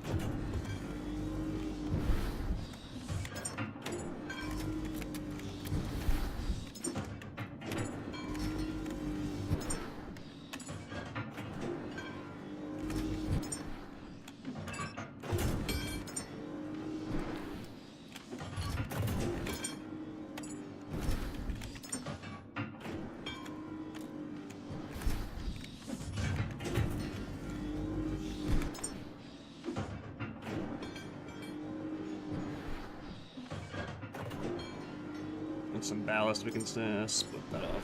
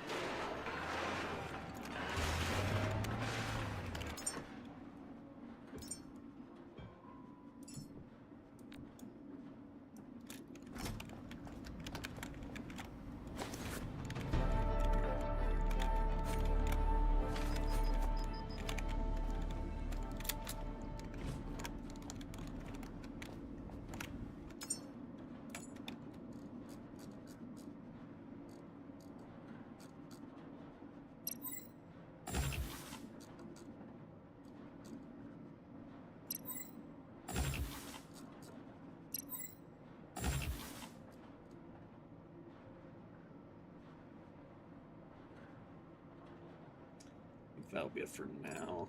I'll bank some of these points.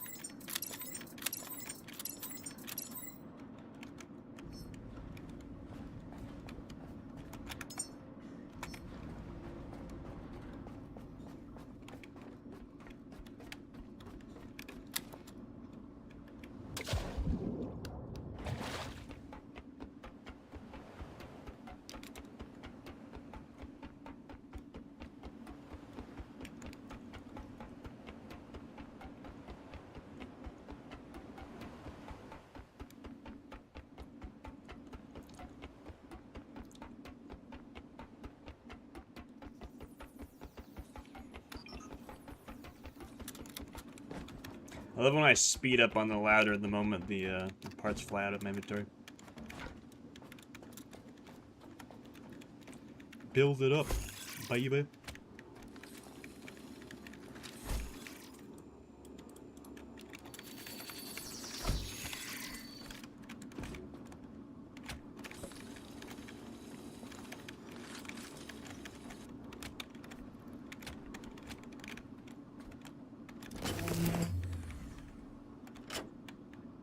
Oh, yeah, right, because, sun's not out.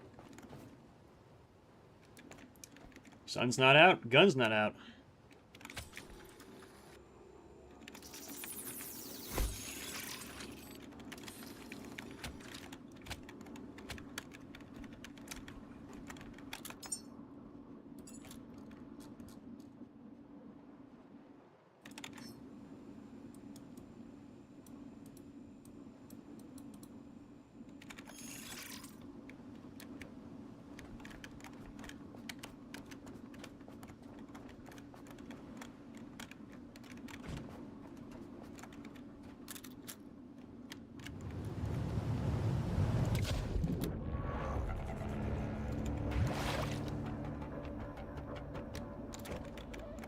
Nice try. Too slow.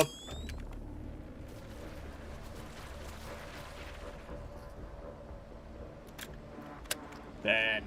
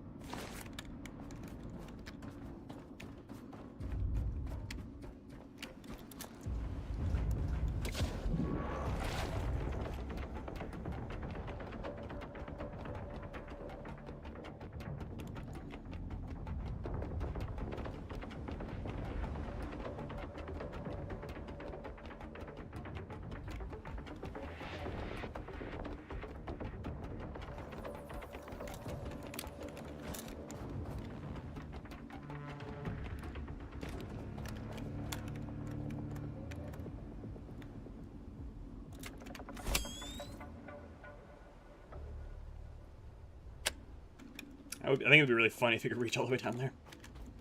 Anyway. No win. Fantastic. Oh, never mind.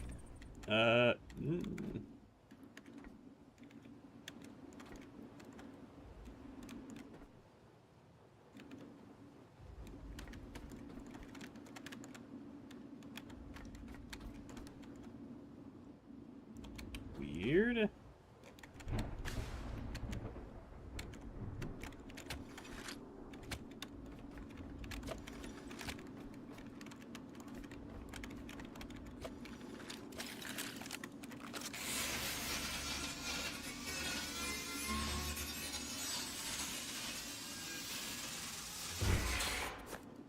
It's funny, actually.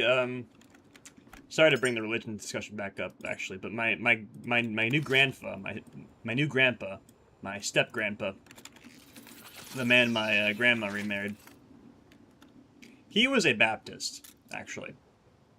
He was a part of a Baptist church, and he converted to Catholicism, which I thought was very interesting. Yeah, why am I not getting wind out here? Yeah, what the frick? Are you out of your mind?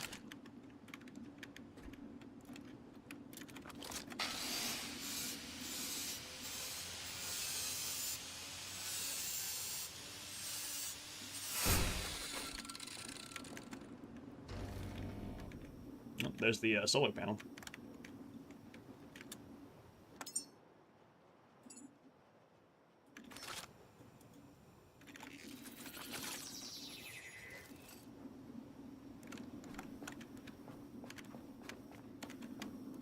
Dang, I angled it right to capture the sunshine, the sunrise. I mean.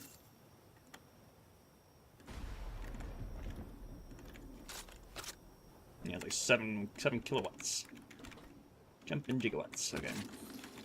We'll just supplement it with that turbine. Step grandpa, that's a new one to me. Good on your grandma for finding new love at her age. The weird thing is, my old grandpa was also technically a step grandpa because my biological grandfather left the he abandoned the family. He left. He went off to get cigarettes and never came back. My mom always said I would have loved him, but I don't know if I can love anyone who abandons his family. But yeah, my biological grandpa, he left. So Grandpa Bill, my first step grandpa, he was the only grandpa I really knew. So I just call him my grandpa because I grew up with him, and he was the only like grandfather figure I had. So I just call him grandpa. But James, that's his name, is my current step grandpa, and I actually call him step grandpa. I just call him James, really. Is what I call him. But he's my step grandpa. That is what I consider him to be in my family lineage. And also, I think that over there is the storm zone that I'm looking at. Yeah, constant raining, just constantly. But yeah, I'm glad for her. I'm glad she found somebody.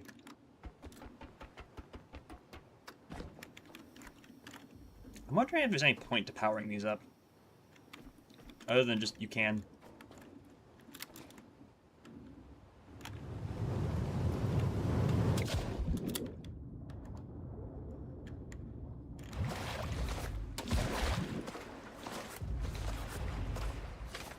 Wait, this is a new lore to me? Yep.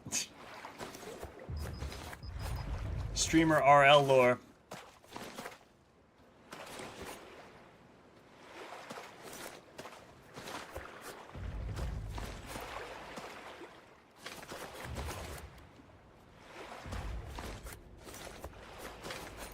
Yeah, Mom used to tell me all sorts of stories about her dad.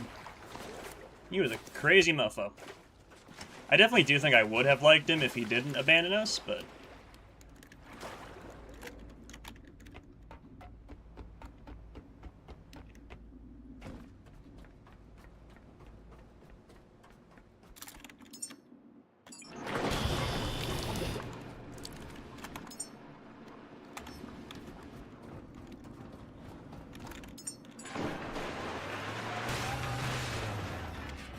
I also realized I just threw a bunch more survival dollars in the grinder that I probably shouldn't have because I still need to send this up to...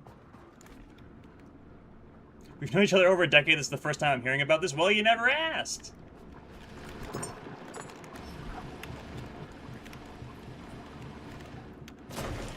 It also never came up naturally like it has now.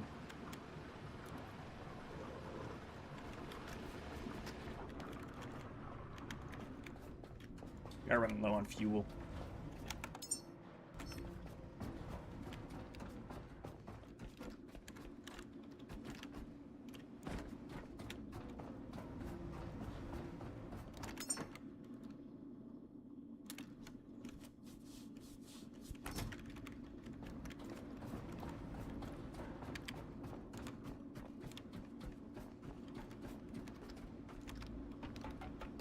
Time check. I want to get one more blueprint before we leave. I want to get solid progress on that. So we'll do one more of these. Actually, how far is it? Yeah, we'll do one more. And then I will probably... I'll at least get there. I will at least sail there before we stop.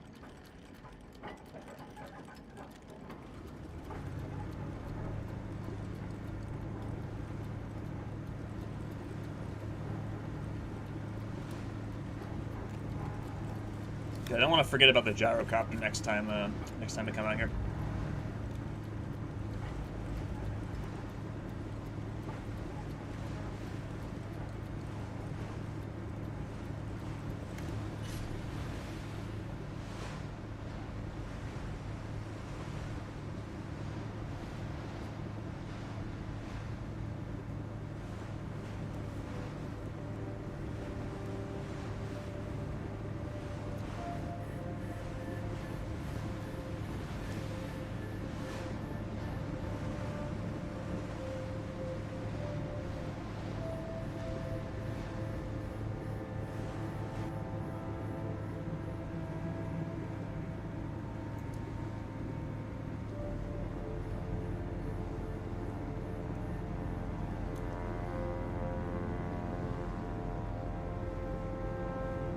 wondering what else I haven't told you.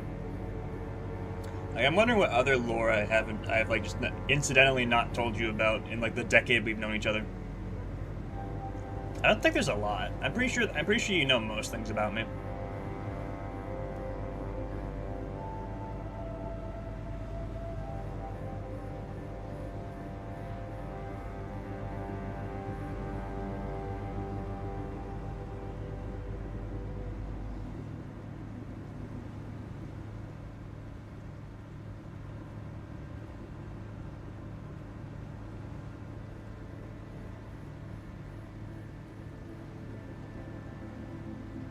Great thing about the oil we need to produce is I already have a fuel line running. I can very easily integrate it. So once we do get the recovery grinder,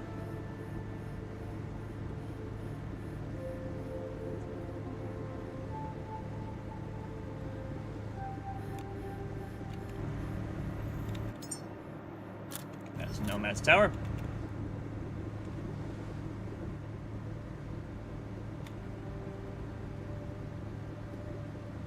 I heard oil. Yeah, because we need oil to make stainless steel for Pishon, and the recovery grinder makes oil. So I'm thinking of how we're going to integrate the oil line into our existing fuel economy.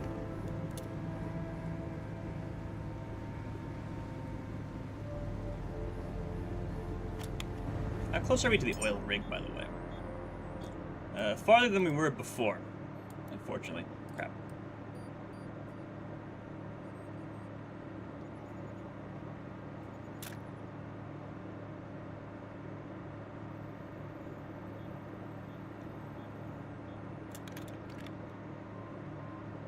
I'll bounce around.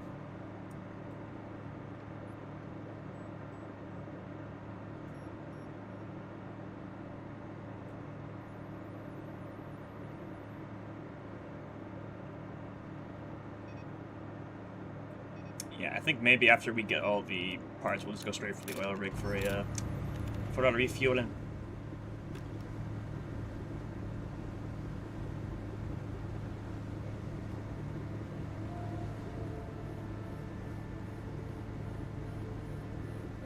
Oh, hi, Twitch viewer. Ooh, hello. Text Pay George, hello.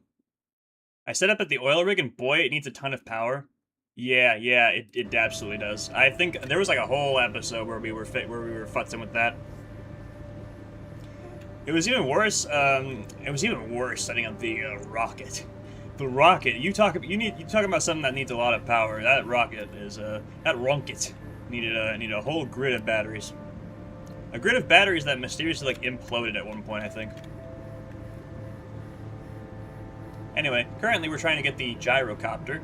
We're gonna be ending the stream in a little bit once I get this one. But please subscribe, stick around. You know, we'll be playing this game again.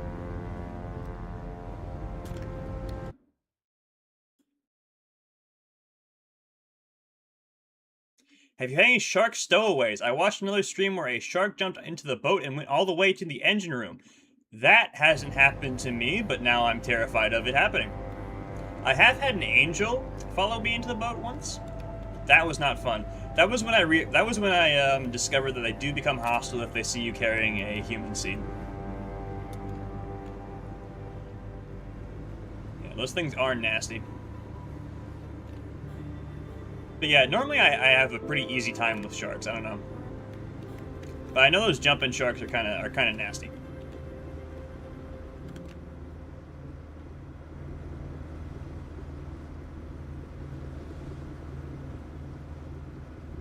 Now they're in a ladder on this one. Hold on. Are we at the right one?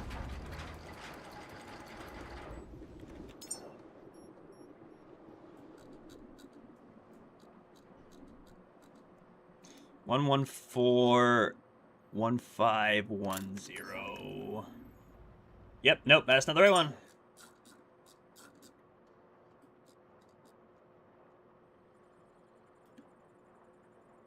Dude, how many helipads are there?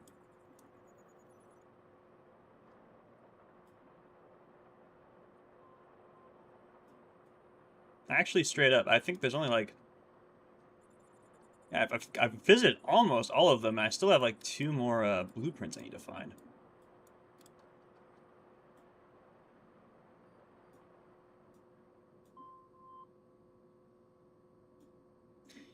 Strange. I may need to look it up.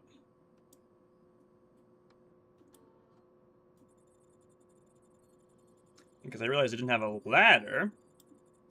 I also didn't have an office for the thingamajig.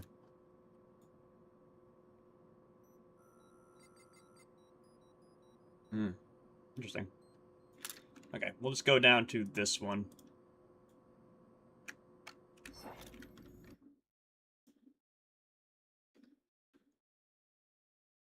Had so many battles on my ship with angels and those rolly boys, I stupidly threw grenades and nearly blew up all 6 fuel tanks. Hella lot.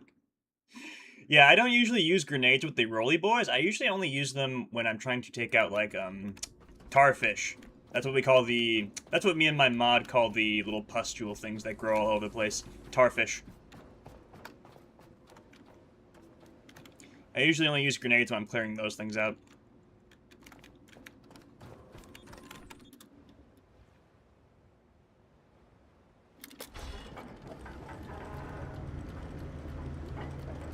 If I can at least find one more blueprint, I'll call it stream. Because we have been going for a while.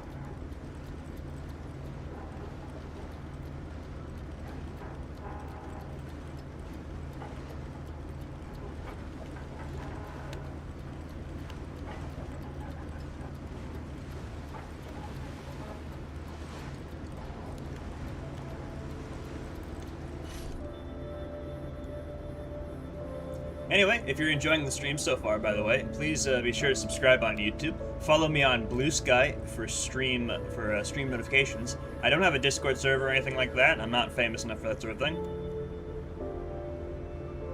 I don't stream with a schedule either. I just kind of stream whenever. Usually I will stream around 7 or 8 p.m. Central Time. Sometimes 6 if I'm feeling real fancy. I heard one guy call the pink things flubber. That is hilarious.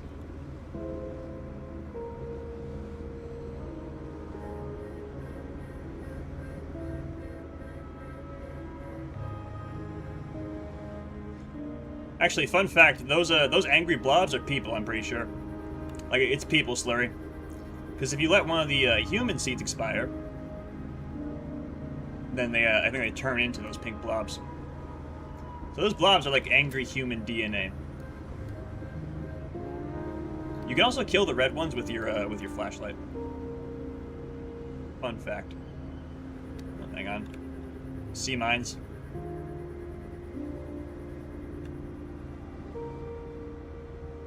Lazarus Complex. Honestly, I find it quite simple. Please laugh.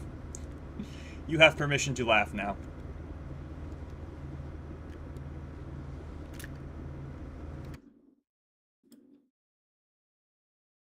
I've heard that theory, kind of sick. There's a lot of pretty sick theories. There's one thing that's not theory, and that's basically just like canon, because it's in one of the log entries, which is that the angels are made with human spines. So, actually, I think that's why they have bio flesh too. I think that like the bio flesh is essentially human meat, which when you consider the fact that we're feeding it to other humans. Yeah, strange implications here. But you do what you gotta, right?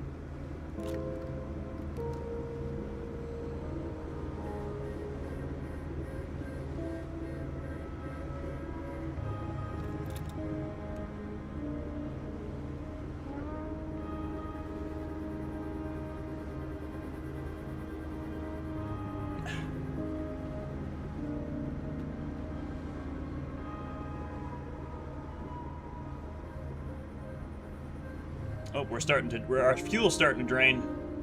Just realized.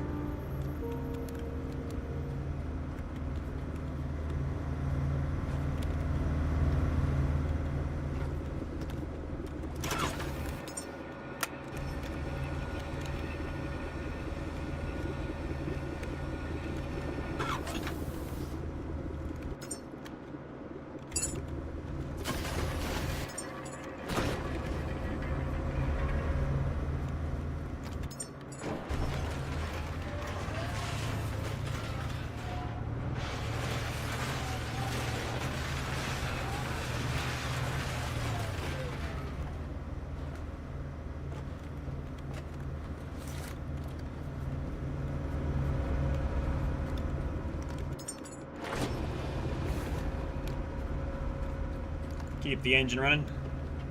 Keep that old ticker running.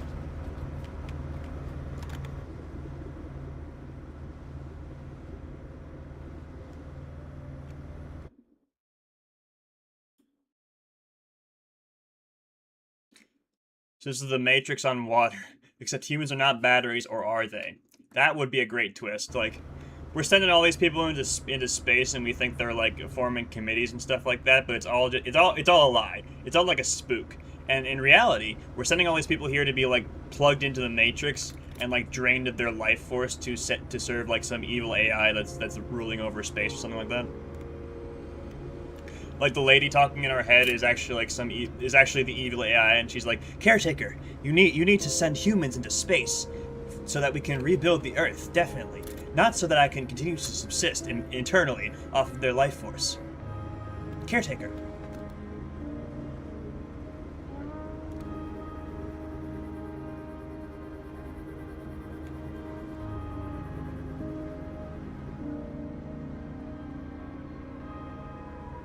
Oh yeah, we're draining at a catastrophic rate here.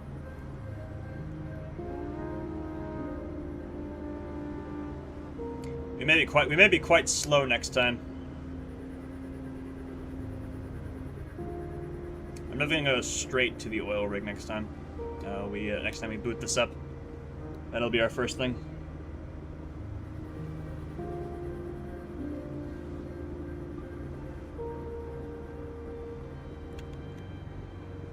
Got throttle a little.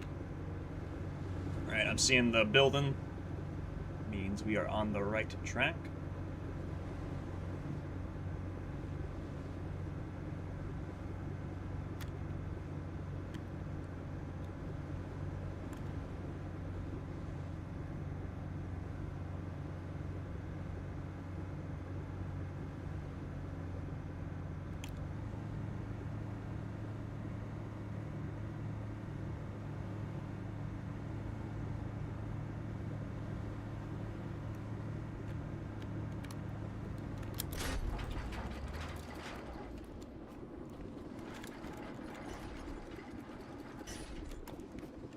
I can never pull up nicely to it. We've already got another load.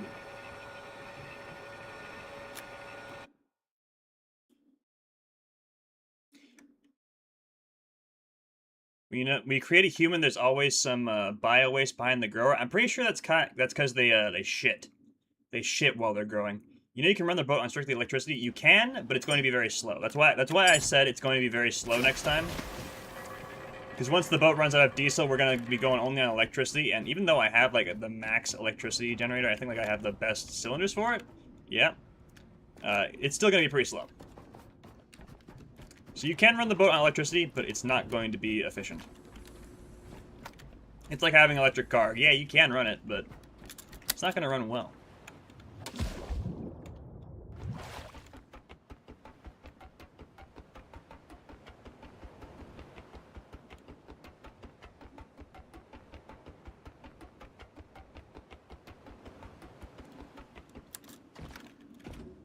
This one seems most straightforward. Hang on. Robot. I try to scrap every robot I see. Hello? Oh.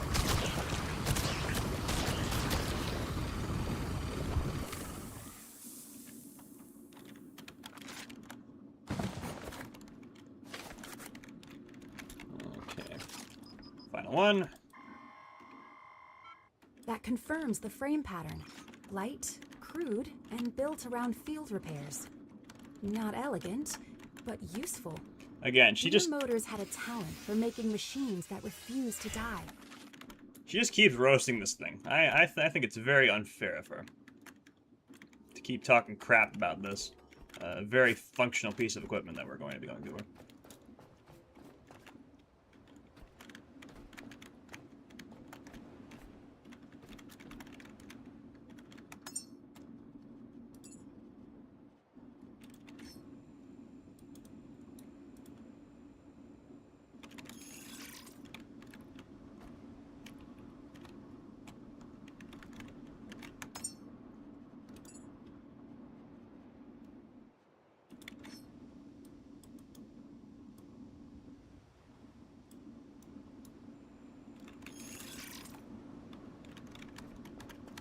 Do I need this much infrastructure for a small little service tower? Probably not. But I have an abundance of resources, so I'm going to use them.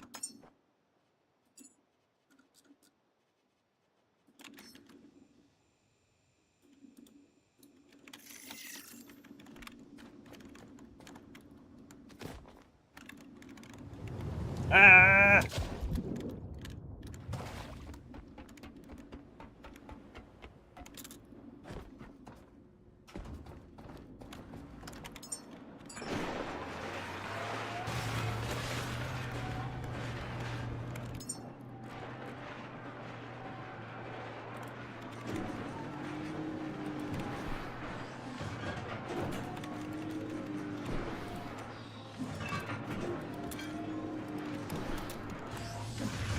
Those crunch away. Oh yeah, and I have all these extra batteries too. Bunch of crap I'm not using.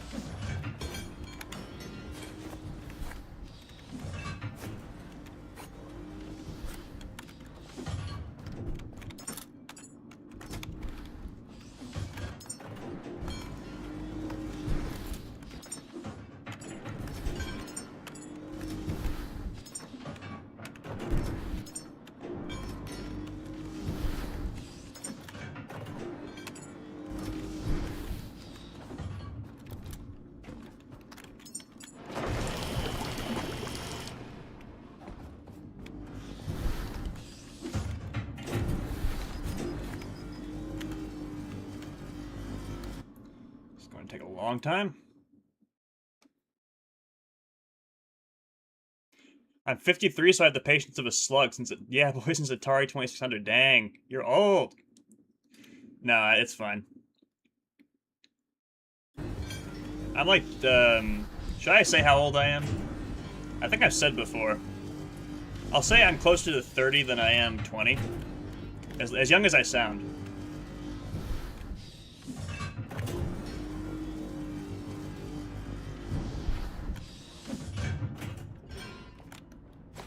Let me ask you, what was your favorite and least favorite games from your childhood? Like when you played on the Atari and all those other retro consoles. Like people can name all sorts of games they don't like today, but I want to know what the bad games really were back in the day. Because everyone talks about E.T. and stuff like that, but that's the obvious answer.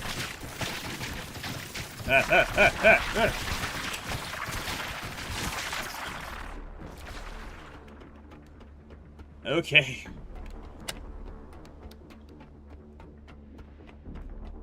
That was difficult.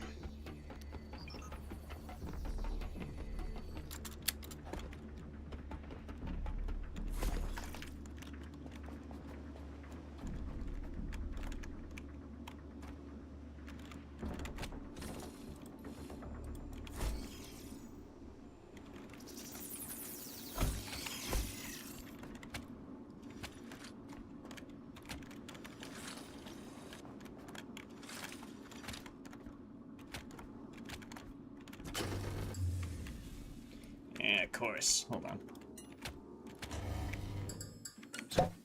Get a little voltage in there. Fantastic. Okay.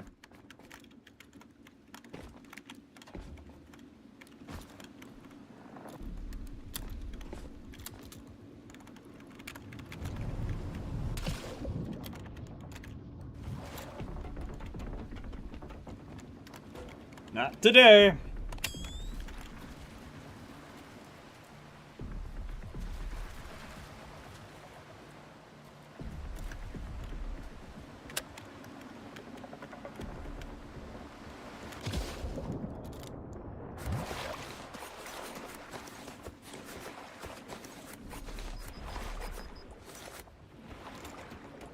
More slop for the grinder.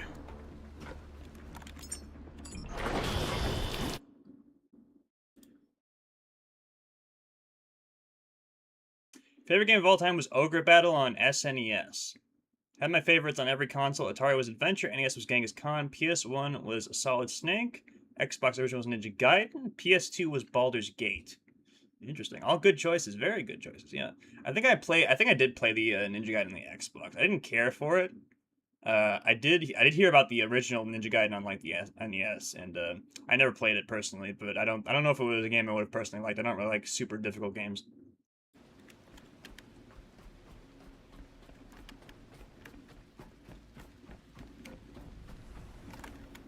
What are we doing here? Okay. Charge up.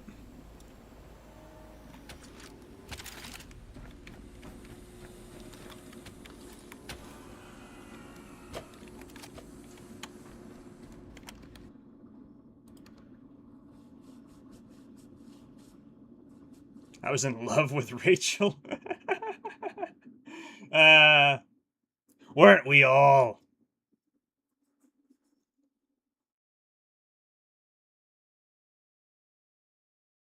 GameCube was Fire Emblem. Oh yeah, I never played GameCube personally, but I remember some of my extended family had one. I think I had Luigi's Mansion on it. I think I played that a little bit, but I never had one of my own. And I think we had a Sega Genesis in our house. It was my stepfather's, but he only ever used it to play sports games, and I think he sold it at one point.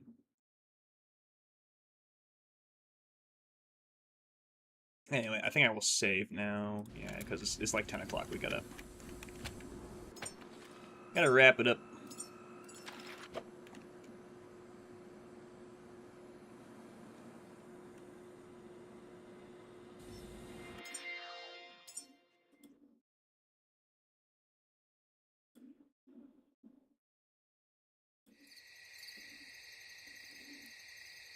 Sega Genesis was Shining in the Dark. I haven't heard of that one.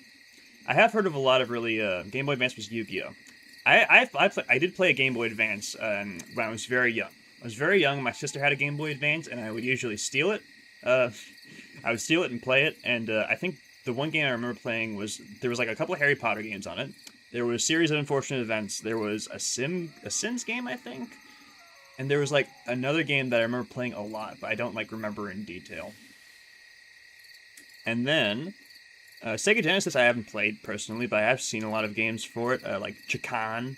Chakan is a game I really want to play someday. Honestly, played the heck out of GTA Vice City in Iraq. Ooh, playing GTA in Iraq. You served. Respect. On PS2, we kept having to open it and dust all the sand out. Yeah, I can imagine. I can imagine that sand gets everywhere when you're in desert. Like you're walking for 5 minutes and it's just U.S. Navy and Army. Nice. My dad was in the Army. He only he repaired helicopters. He never really went anywhere. Navy and Army. Not the Navy. Robots are taking over the Navy. Is there a bug bite on my arm? Oh crap. I just felt that. USS Constellation. Dang, bro. You are a storied. Oh, good night, y'all. Okay, yeah.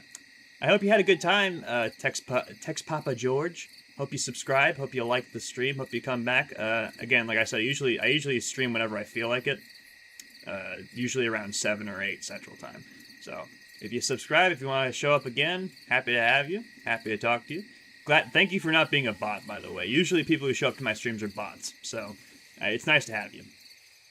But yeah, good night. God bless. Next time we will probably do more of this or more Deltarune. I don't know. But until then, good night. God bless. Goodbye. Thank you all for coming. Thank you all for being here. And I will see you